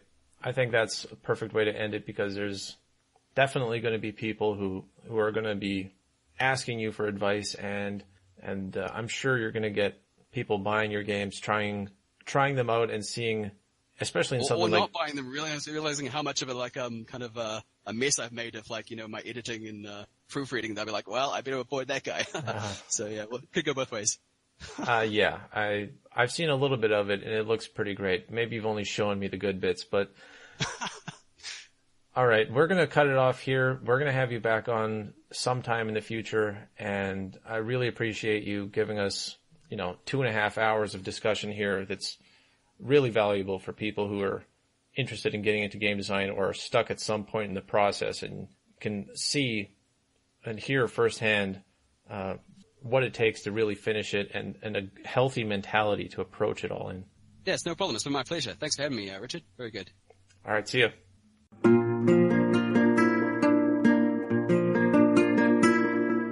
See, I told you it'd be great. On this podcast, I want to talk to every kind of game designer there is in the tabletop space. And I'm really interested in guys like Tom who know exactly what they're doing, and you can watch it right now, and you go to GDG and you see he's coming up with a new idea, and you can just sort of see it falling into place so rapidly. Testing something and it fails. Well, okay, then he changes something and he makes it work, and the next thing you know, it clicks, and then he just starts running with it, and he doesn't overcomplicate it. And obviously there is something very different about a simpler board game or war game as opposed to a really abstract RPG kind of thing. But I think there's still so much to learn from that sort of mentality, and the whole plan around it, the strategy that you approach it with. You can get a lot of helpful advice from a guy like that. In the description of this episode on the Patreon and wherever else this might be hosted, hopefully they include it, there's an Imager link where you can find all the stuff that he was sending to me as we were talking, all the different images of different rules and things like that really helped to illustrate what his point was, including the whole picture of his diagram of the theory of game design, or the cycle of game design that he had. So make sure you actually check that out and look at the resources that he's sharing there. I think that's very valuable. Can't underestimate, that sort of behind the scenes look at somebody who's sort of figured out what their process is. And I have to say, as an aside, Tom sent me, some recommendations of things to read and authors who really sort of had a great talent for writing rules. And when I followed up on it and I read some of the stuff, it really did help me understand, a different approach to designing rules that doesn't sort of fall into the modern hand-holding mentality, but has a much more mature and sophisticated style. And I've already started to adapt things from that material into the way that I'm writing my rules. So, just changes like that can really affect how you think about game design, how you think about rule writing and handbook writing and organizing information.